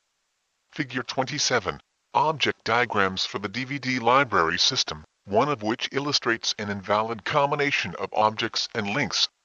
Identify which is the invalid combination and which is the valid combination, explaining your answer. You may assume that all relevant links are shown. B. Write down a real-world constraint that requires an invariant to ensure that invalid combinations such as the one you have identified in Part A cannot occur. Discussion. A combination A is invalid. The diagram shows that the library has 3 copies of the film Lord of the Flies, of which 2 are on loan. The number available for loan is therefore 1, but the number available attribute of the film object represented by film 5 has the value 2. Combination B is fine, as the value of the number available attribute is consistent with the number of DVD objects which are linked to the film object but not linked to any loan object. B. The real-world constraint is that the number of copies of a film that are available is the number of DVDs of that film which are not currently on loan. The invariant noted in Activity 18 can be written as: for any film object, the value of its number available attribute is equal to the number of DVD objects it is linked to which are not linked to a loan object. We will now complete our list of invariants for the hospital system. 6. 2 remaining invariants for the hospital system. Uniqueness of attribute values.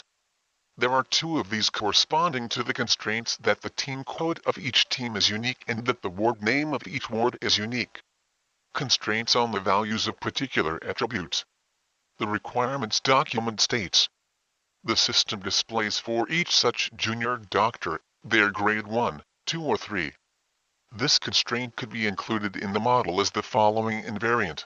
The junior doctor attribute of each junior doctor object has a value which is either 1, 2 or 3. Similarly, there are constraints on the sex of patients and the type of ward which must be male or female in both cases. We take the view that invariants involving the uniqueness of attribute values or the allowable values of a single attribute are most simply and clearly expressed in a comment alongside that attribute in the class description, as we have done in the case of the descriptions for the hospital system. In addition to constraints arising from the requirements document, there can be restrictions on attribute values that are just common sense, such as the date of birth of a patient not being later than the current date, or the number of free beds on a ward being non-negative. It is not necessary at this stage to identify such constraints explicitly.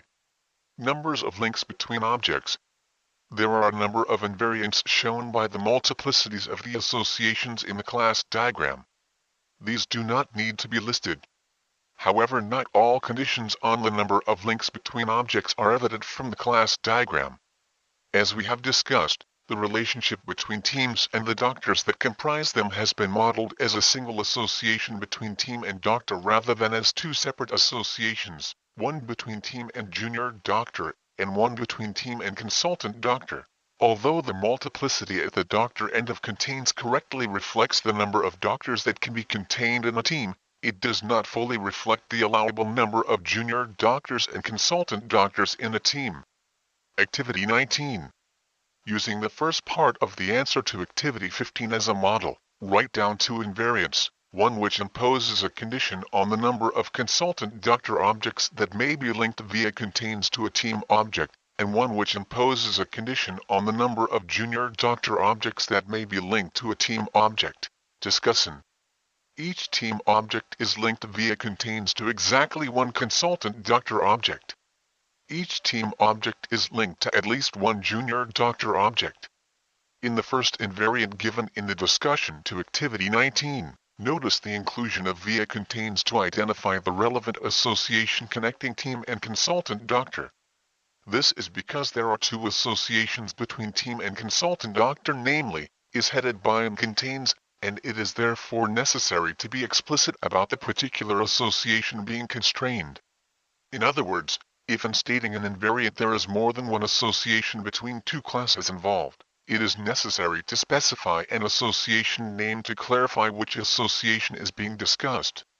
The statement from the requirements document which gives rise to the two invariants in Activity 19 is as follows. Each team is headed by a consultant doctor who is the only consultant doctor in the team. The rest of the team are all junior doctors, at least one of whom must be at grade 1. It indicates that for both the answers to Activity 19 there is a need for an even tighter condition. The single consultant doctor in the team must be the consultant doctor that heads the team, and at least one of the junior doctors in the team must be at grade 1. The second invariant can be extended to reflect this, as follows. Each team object is linked to at least one junior doctor object for which the grade attribute has a value of 1. We will return to the first invariant in Activity 21. Relationships between attribute values. We have formulated an invariant reflecting the fact that the sex of a patient must be the same as the type of ward to which they are admitted. See the discussion following Activity 14. We also know that each ward has a maximum capacity. The number of free beds must be consistent with this, leading to the following invariant. For each ward object, the value of its number of free beds attribute is less than or equal to the value of its capacity attribute. Activity 20. The invariant we have just discussed constrains the relative values of two attributes of the same object. Write down a real-world constraint that requires a similar invariant involving attributes of another class in the hospital system. Discussion. A patient's age is the difference in years between the current date and their date of birth. The invariant noted in Activity 20 could be formulated as follows. For each patient object, the value of its age attribute is equal to the difference in years between the current date and the value of its date of birth attribute. Relationships between attribute values and links. Before Activity 20, we discussed the relationship that needs to be preserved between the capacity of a ward and the number of free beds on that ward. A related factor is the number of patients already on the ward. The invariant should be extended to take account of this, as follows. For each ward object, the value of its number of free beds attribute is equal to the value of its capacity attribute minus the number of patient objects to which it is linked. Relationships between links. You have already seen an invariant involving links of the associations cares for, has treated and contains, connecting the classes team, patient and doctor. A similar invariant arises in connection with the associations cares for, is responsible for and is head by. The requirements state. Each patient is under the care of a single team of doctors. The consultant who heads that team is responsible for the patient. See the second invariant at the beginning of subsection 6. 1. The relevant fragment of the class diagram is shown in Figure 28. Figure 28, a loop giving rise to an invariant. The diagram represents the facts that a patient is cared for by a single team and is the responsibility of a single consultant, but there is nothing in the diagram to indicate that the consultant who is responsible for the patient must head the team that cares for that patient. This is clearly important, and we need to include it in the text that forms part of our model. Remember that the association names are needed here to avoid ambiguity. We can state the invariant as follows. The consultant doctor object linked to any patient object via is responsible for is linked via is headed by to the team object to which that patient object is linked. You can see from Figure 28 that the three associations involved in this invariant form a loop, as was the case with the invariant involving the cares for, has treated and contains associations at the beginning of subsection 6. 1. Invariants are often but not always required when a number of associations in a class diagram form a loop. Activity 21. In the discussion following Activity 19 we concluded that an invariant was required to reflect the constraint that the consultant doctor in a team must be the consultant that heads the team. Which associations are involved in this invariant? B. Write down the invariant required. Discussion. The associations involved are contains and is headed by. B. The invariant can be written as follows. The consultant doctor object linked to a team object via is headed by is linked to the same team object via contains. The invariant which was the subject of Activity 21 also involves a loop as shown in Figure 29. However, although there are three classes shown in this diagram, doctor, team and consultant doctor, the loop is between only two classes, team and consultant doctor. This is because consultant doctor inherits the contains association from doctor since it is a specialization of doctor, and consequently is in a loop with team via the is headed by and contains associations. Figure 29. The team and consultant doctor classes and the associations between them. Activity 22. Look again at the description of the goat breeding system given in Activity 10 and the class diagram given in the discussion of the exercise. Identify and extract from the description which gives rise to one or more invariants that cannot be deduced from the class diagram. B. State the invariant S. Discussion of the invariant S can be identified from the following extracts from the description. A bibli goat mates several times during the current season but only with nanny goats that are in the same herd as the bibli goat. A mating can produce several offspring, which of course are kids and are in the same herd as the parents. In other words, if a bibli goat and a nanny goat mate, they and their offspring must be in the same herd. B. Here is a single invariant covering the relationships between all three kinds of goat. All the goat objects linked to each mating object are linked to the same herd object. There are a number of other ways of expressing this invariant. For example, if A mating is any mating object, then the nanny goat and bibli goat objects linked to A mating, and any kid objects linked to A mating, are linked to the same herd object. Alternatively, the invariant could be formulated as two separate invariants, each involving two of the associations is female partner in, is male partner in and produces, together with the association contains. Note that because goat generalizes nanny goat, billy goat and kid, all their instances are also instances of goat and so are linked to instances of herd via contains. Some of the invariants we have identified above could have been avoided by choosing an alternative way of modeling the system domains concerned. For example, representing the fact that each team of doctors includes both a consultant doctor and a junior doctor could have been achieved by replacing the association between team and doctor with two separate associations, one between team and consultant doctors, and one between team and junior doctor. We could even have introduced a separate class for grade 1 junior doctors and connected it to team with a third association. However, this alternative model would have introduced more complexity into our class diagram and would still have required some invariants, so would not have provided any advantage. It is an understanding of what is significant in the system domain that should inform decisions as to which classes and associations are most appropriate. However, as we have already said, the construction of a conceptual model is not an exact science. The best advice at this stage of the modeling process is to choose the simplest option that accurately reflects the situation in the real-world system domain. Any appropriate changes or improvements to the ensuing model of the system structure can be considered later in the development. Having specified invariants for the hospital system, we include these in the text which, together with the class diagram, constitutes our model. Activity 23. Consider the day school system described in Activity 11, and the class diagram given in the solution Figure 23. Identify an excerpt from the requirements document which gives rise to an invariant. B. State this invariant. Discussion. Each booklet is written by a number of tutors, one of whom must be the tutor who is taking the session that uses the booklet.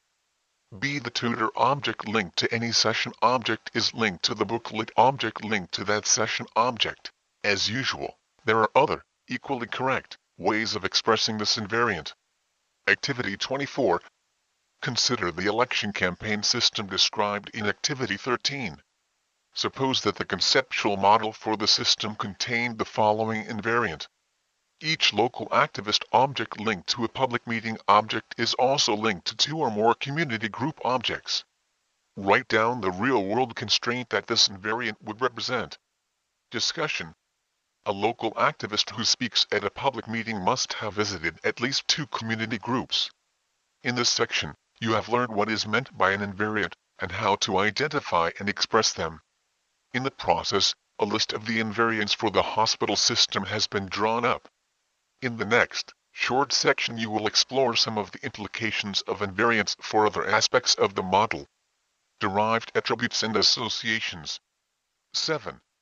1. Using invariance to derive attributes. In this section, you will learn that some attributes and associations in a conceptual model are derivable from others. How invariants are involved in this process.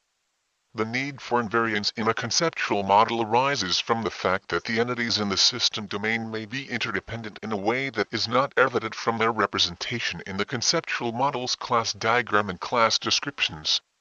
Where there are constraints on some aspect of the system domain, an invariant spells out the conditions that ensure that this constraint is reflected in the model. Some invariants express a relationship between two or more elements of the model. For such invariants, it may be possible, given the values of one or more elements, to work out the value of some other element. For example, given the invariant for each patient object, the value of its age attribute is equal to the difference in years between the current date and the value of its date of birth attribute. Knowing both the current date and the value of a patient object's date of birth attribute, it is possible to work out the value of the patient object's age attribute. You might justifiably ask why the patient class needs both the attributes age and date of birth. The simple answer is that they are both explicitly mentioned in the requirements document. However, in our final system it may not be necessary to implement both these attributes as instance variables. This is not a decision that can be made until the analysis process has advanced beyond the conceptual model.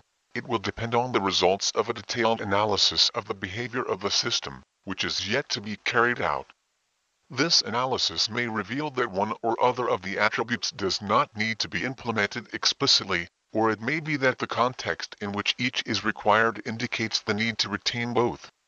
The decision may also depend on other implementation issues, such as whether the implementation language and hardware contain facilities for accessing the current date in a suitable form.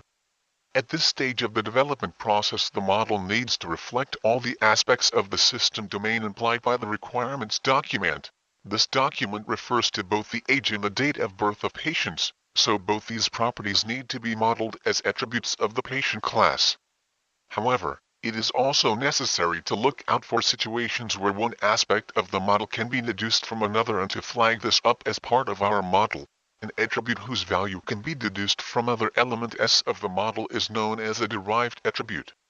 Derived attributes are indicated in the UML by preceding their names with a slash.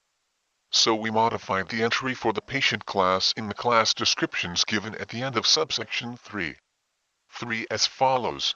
Class patient, a patient in the hospital. Attributes. Name, the name of the patient. Sex, the sex M or F of the patient. Date of birth, the date of birth of the patient. Age, the age of the patient in years. Activity 25. Identify a derived attribute for the DVD library system, and provide a class description for the class to which this attribute belongs.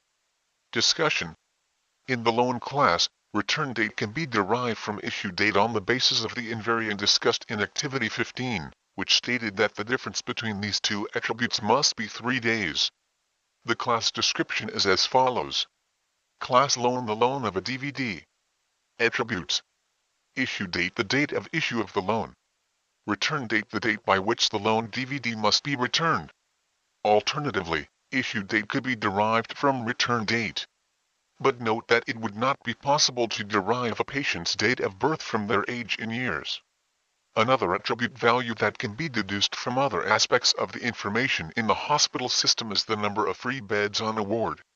In the discussion following Activity 20, we formulated the following invariant, which expresses how the number of free beds on a ward can be derived from other aspects of the model. For each ward object, the value of its number of free beds attribute is equal to the value of its capacity attribute minus the number of patient objects to which it is linked. From this invariant we see that the value of a ward object's number of free beds attribute can be calculated from the value of that ward object's capacity attribute and the number of links the ward object has to patient objects. So the number of free beds attribute should be marked as derived. The sex attribute of patient should also be marked as derived, since it can be obtained from the type male or female of the ward object the patient object is linked to. This derivation may seem counterintuitive. It does not seem sensible to work out the sex of a patient from the type of the ward they are on.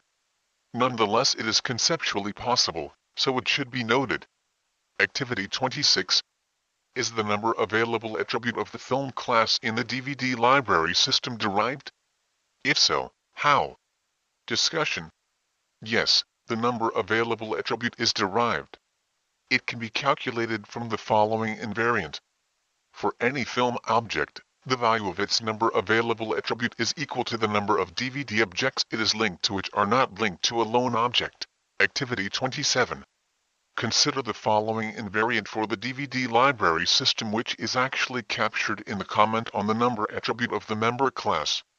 If a member 1 and a member 2 are any two distinct member objects, then the value of the number attribute of a member is not the same as the value of the number attribute of a member 2.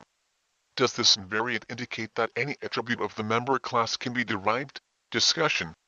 No. Given the value of the number attribute for one member object, this invariant specifies what the value of any other object may not be, not what it is. Invariants involving attributes are not always an indication of derived attributes. It depends on the nature of the condition specified. You have seen that where an invariant involves the values of attributes, the value of one of those attributes may be derivable from values of other attributes S and or link S involved in the invariant. However, it is not necessarily the case that it is the invariant that leads you to identify the derived attribute. It could be that you recognize that an attribute can be derived before you consider invariance, or that you identify both aspects of the model in parallel. The important point is to be aware of the relationship between them. Where you have a derived attribute, you will also have an invariant. However, the reverse is not necessarily the case. As you saw in Activity 27 above, an invariant involving attributes does not necessarily indicate that it is possible to derive one of those attributes. 7. 2. Using invariants to derive associations. Just as there is a relationship between invariants involving attributes and derived attributes, so it is the case that invariants involving links of different associations may indicate that one of those associations can be derived from the others involved in the invariant. To explore the sorts of interrelationship that can occur between associations, we will start by revisiting the invariant which constrains the allowable links between the classes patient, team and consultant doctor. Here is the invariant which was formulated in a previous section. The consultant doctor object linked to any patient object via is responsible for is linked via is headed by to the team object to which that patient object is linked. This invariant involves the associations cares for, is responsible for and is headed by, as shown in Figure 30. Figure 30. Extract from the hospital system class diagram. Now consider the case of a particular patient object, say patient 6, linked via the association cares for to a team object, say team 3, which represents the team that cares for the patient. Team 3 will in turn be linked via is headed by to a consultant doctor object, say consultant doctor 5, which represents the consultant doctor who heads that team. What the invariant expresses is that the particular consultant doctor object to which patient 6 must be linked via is responsible for must be consultant doctor 5, as shown in the object diagram in Figure 31. Figure 31. Links between patient, team and consultant doctor objects. A situation similar to that depicted in Figure 31 holds for all patient objects. Given any patient object representing a particular patient, it is always possible to identify the team object representing the team which cares for the patient by traversing the cares for link, and then the consultant doctor object representing the consultant doctor who heads that team by traversing the is headed by link. As this must be the consultant doctor who is responsible for the patient, it is therefore possible to infer, for any patient object, the particular consultant doctor object representing the consultant doctor who is responsible for the patient, i.e., the link between the patient object and the consultant doctor object. In other words, it is possible to derive is responsible for from cares for and is headed by. The association is responsible for is called a derived association. As with a derived attribute, the name of a derived association in a class diagram is preceded by a slash. as illustrated in Figure 32. Figure 32, a derived association. As with derived attributes, you might wonder why the derived association is responsible for is not simply removed. It is, in a sense, redundant. There are two reasons. The first is that is responsible for models a relationship that is explicitly mentioned in the requirements document, the responsibility of consultant doctors for patients. It is important, at least at this stage of the development process, that this relationship is explicitly modeled. The second reason for retaining is responsible for is that its designation as a derived association is somewhat arbitrary. Consider the following invariant involving is responsible for, cares for and is headed by, which is equivalent to the one above. The team object linked to a given patient object is linked via is headed by to the consultant doctor object to which that patient object is linked via is responsible for. Working from this version of the invariant, we could equally well have said that the cares for association could be derived from the is responsible for and is headed by associations, and that it was therefore cares for that was redundant rather than is responsible for. It is only when the detailed behaviors of the system are analyzed in subsequent stages of the development process that we can decide which, if any, of the associations related in this way is actually redundant. However, it is important that the class diagram in the conceptual model should indicate any derived associations that we have identified. For an association to be derivable, all the links of the association must be derivable. With this in mind, can the association is headed by be derived from the associations cares for and is responsible for?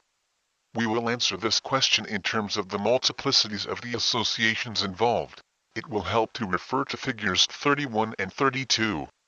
Suppose a team object such as team 3 inches figure 31 is linked to a patient object patient 6. Then the consultant doctor object consultant doctor 5 linked to patient 6 via is responsible for must also be linked, via is headed by, to team 3. In other words, if there is a patient object linked to a team object, then it is possible to derive the link between the team object and the consultant doctor object. Consider, however, the situation depicted in Figure 33. A consultant doctor represented by consultant doctor 7 heads a team represented by team 2. Suppose also that this particular team does not yet have any patients under its care. This is entirely possible, as indicated by the multiplicity of 0 at the patient end of cares for. In this case, the consultant represented by consultant doctor 7 would not be responsible for any patients. Figure 33, a team object which is not linked to any patient objects. We could equally have traversed the links the other way and said, locate first a patient object linked to consultant doctor 7 and then the team object linked to that patient object. To derive the link between consultant doctor 7 and team 2 shown in Figure 33, it would be necessary to locate first a patient object linked to team 2 via the cares for association and then the consultant doctor object linked to that patient object via is responsible for. Neither of these links exists. Therefore, it is not possible to derive the link shown in Figure 33. In summary, we have shown that the link between consultant doctor 5 and team 3 inches Figure 31 could be derived from the other links in the diagram, but that the link between consultant doctor 7 and team 2 inches Figure 33 could not because there are no other links from which it can be derived. We therefore conclude that because it is not possible to derive all the links of the is headed by association, is headed by cannot be derived from cares for and is responsible for. Reviewing this example, it is instructive to note that what we did to show that is headed by is not derivable was to consider a possible combination of objects and links, which conform to our model, but where an is headed by link could not be deduced from other information. This is a generally useful approach, as you will see in the next exercise. Activity 28. Study the invariant involving the 3 associations has treated, contains and cares for given below and the associated extract from the class diagram shown in Figure 34. Decide whether the has treated association can be derived from the other 2 associations, giving an explanation for your answer. If a patient is any patient object, then any doctor object linked to a patient is also linked to the team object which is linked to a patient. Figure 34. The associations contains, cares for and has treated. Discussion. The association cannot be derived. The hypothetical situation portrayed in Figure 35 will demonstrate why. Figure 35. Links between team, patient and doctor objects. Figure 35 depicts the situation where, at some point in time, the patient represented by patient 10 is cared for by the team represented by team 4, and has been treated by one of the doctors in that team, represented by Dr. 2. The situation is perfectly acceptable within the conditions imposed on the model. The task is to decide whether, given the links from team 4 to Dr. 2 and to patient 10, it is possible to derive the link between Dr. 2 and patient 10. Having traversed the cares for link from patient 10 to team 4, you could traverse the contains links to identify all the doctor objects linked to team 4, that is, all the doctor objects that are eligible to treat patient 10. However, it is not possible to deduce that Dr. 2 has treated patient 10 and that Dr. 1 has not. In summary, a doctor object linked to a team object that is linked to a patient object is not necessarily linked to that patient object. Now consider whether it is possible to derive the contains association from cares for and has treated. Given a team object, if there are patient objects linked to the team object, that is, if there are patients cared for by the team represented by the team object, then these patient objects can be identified by traversing the relevant cares for links, while any doctor objects corresponding to doctors who treated these patients can be identified by traversing the relevant has treated links. These doctor objects must be linked to team objects via contains. However, doctor objects corresponding to doctors in the team who have not treated any patients cannot be identified in this way. Consequently, although some of the contains links are deducible, not all are, and therefore the contains association is not derivable from cares for and has treated. Similarly, the cares for association cannot be derived from has treated and contains. What the above discussion has shown is that an invariant involving a loop indicates that it may be rather than will be possible to derive one of the associations which make up the loop. Note that a loop may consist of more than 3 classes and associations. In this section, you have learned what is meant by derived attributes and associations, how invariants are used in the derivations, and how they are denoted in the conceptual model. This completes the task of conceptual modeling, and in the next section, all the parts will be drawn together. Conceptual models. 8. One conceptual model for the hospital system. We are now in a position to produce a conceptual model for the hospital system. In this unit, a conceptual model comprises the following. A class diagram showing the classes that have been identified as appropriate, any generalization relationships between the classes, any abstract classes, the associations between the classes, together with their multiplicities, any derived associations, associated text comprising, for each class, a class description listing the attributes, together with the identification of any derived attributes, and brief comments indicating the purpose of the class and of each attribute. If the class is abstract, any generalization, specialization relationships, any restrictions on attribute values where relevant, including uniqueness constraints, any invariants not evident from the class diagram or class descriptions. In producing the conceptual model, we have aimed to create an appropriate representation of the system domain. However, we have had to make a number of decisions, for example, about which attributes and associations to label as derived. If we had made different decisions, we would have produced a slightly different model, but one which might have been equally good at this stage. There is no one correct model except perhaps in extremely trivial cases, and there are many debates, even among experts, about whether one model is better than another. Our concern is only that you should understand the concepts well enough to be able to produce a reasonable conceptual model. All the aspects of the conceptual model for the hospital system have now been considered. However, before presenting this conceptual model, recall the earlier discussion about the role of the conceptual model in forming a starting point for constructing the system. The conceptual model represents the system domain, the part of the real world relevant to the system, since a key object-oriented principle is that software objects can usefully mirror real-world entities. The structure set out in the conceptual model is a sensible starting point for the structure of the system. Thus the conceptual model, given below, can be taken as the initial structural model, an initial representation of the software. That is, we will initially view the hospital system as having classes such as patient and doctor, whose instances and the links between them represent real-world entities, patients and doctors, etc., and the connections between them are subject to invariance, just as their real-world equivalents are subject to real-world constraints. Class diagram. Figure 36, class diagram for the hospital system. Class descriptions. Class, a hospital ward. Attributes. Name, the unique name of the ward. Type, whether the ward is for male or female M or F patients. Capacity, the maximum number of patients that can be on the ward at any one time. Number of free beds, the number of free beds on the ward. Class, patient, a patient in the hospital. Attributes. Name, the name of the patient. Sex, the sex M or F of the patient. Date of birth, the date of birth of the patient. Age, the age of the patient in years. Class, team, a team of doctors. Attributes. Code, the unique code of a team. Class, doctor, a doctor at the hospital. Abstract. General Mrs. Junior Doctor and consultant doctor. Attributes. Name, the name of the doctor. Class, junior doctor, a junior doctor at the hospital. Specialists, doctor. Attributes. Grade, the grade 1, 2 or 3 of the junior doctor. Class, consultant doctor, a consultant doctor at the hospital. Specialists, doctor. Attributes. None. Invariance.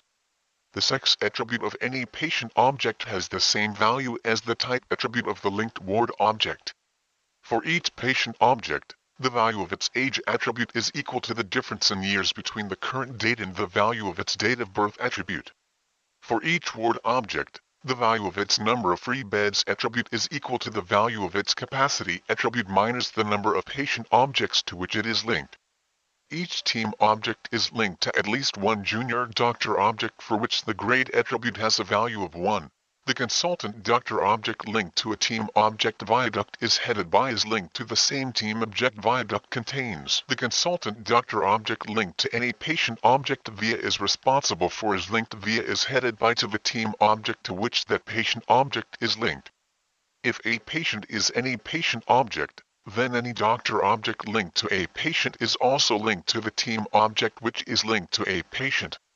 Optional activity. Our analysis of the hospital system has been conducted in a rather artificial manner.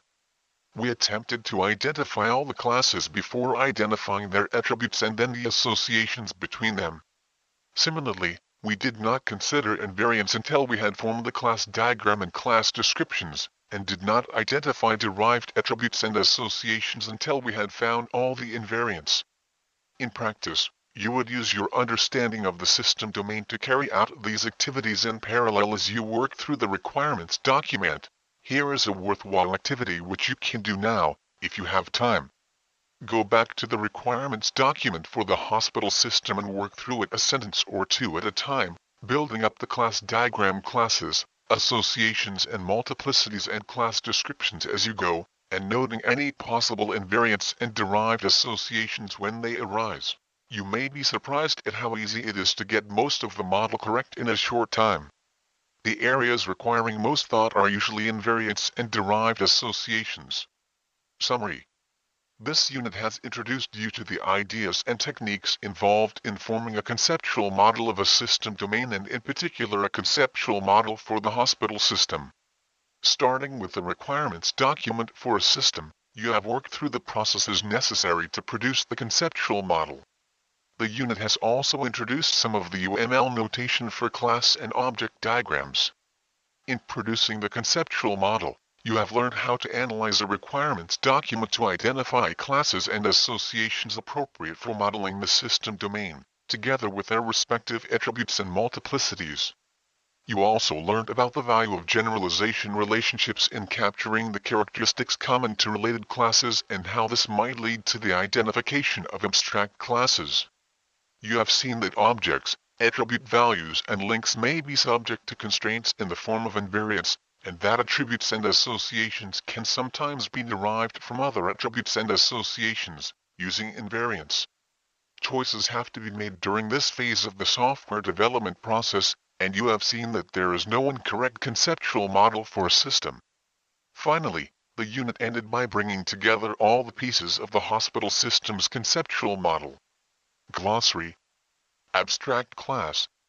A class which cannot be instantiated, i.e., one which has no instances of its own but only instances of its child classes. An abstract class defines properties which are common to its child classes. It should not be confused with a class representing abstract entities. Abstract entity. An entity that has an existence, but does not correspond to a tangible entity. For example, the film Citizen Kane is an abstract entity, while the DVD which records the film is a tangible entity. Association. An association represents the links that may exist between the objects of two classes. These links have a common meaning, and represent a particular relationship connection between these objects that is significant for the system domain. Attribute. An attribute is a property of an object. All objects of a class have the same attributes. Candidate class. A class that may be needed to model a category of real-world entities from the system domain. Child class. A class that is a specialization of some other class, known as its parent class. A subclass. Class in the conceptual model. A class models a category of real-world entities from the system domain. Class description.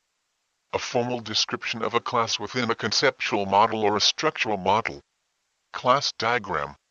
Class diagrams are used to show structural aspects of the system domain and of a system at various stages in its development. As a model of the system domain, a class diagram depicts conceptual classes and associations connecting them.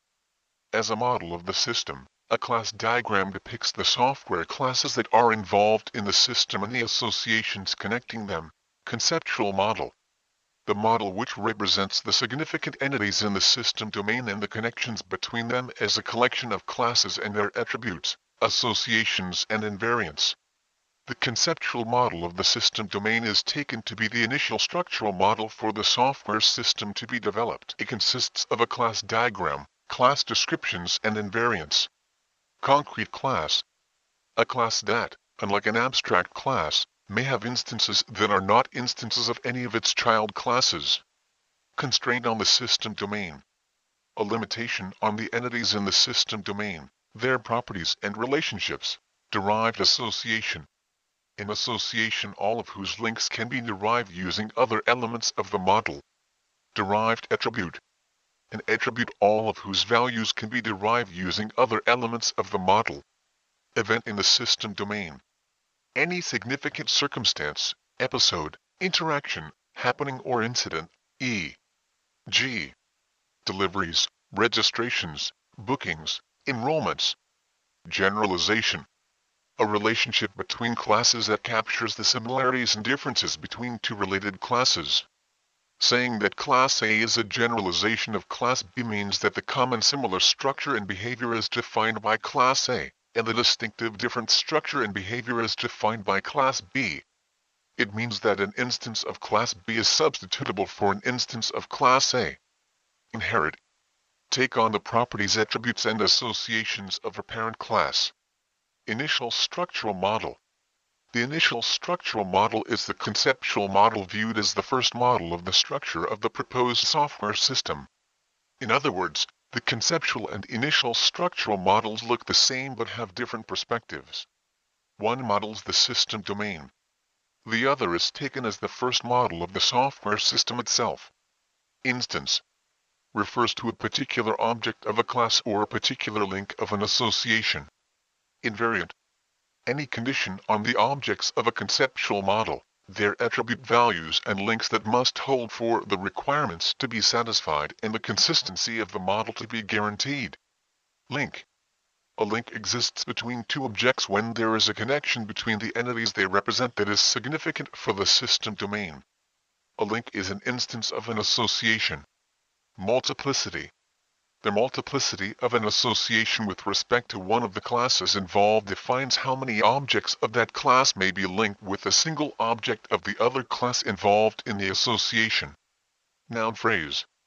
A noun phrase is a sequence of words like number of copies that functions as a noun and which can be used anywhere that a noun could be used. Object in the conceptual model. An object models a real-world entity from the system domain. Organizational unit. Any part of an organizational structure to which people or things in the system domain belong. Parent class. A class that is a generalization of one or more other classes known as its child classes. A superclass. Role. The particular responsibility or job that a person thing may perform in the system domain, e.g. employee, student, lecturer, driver. Specialization. Saying that a class B is a specialization of class A means that class A is a generalization of class B. Stereotype.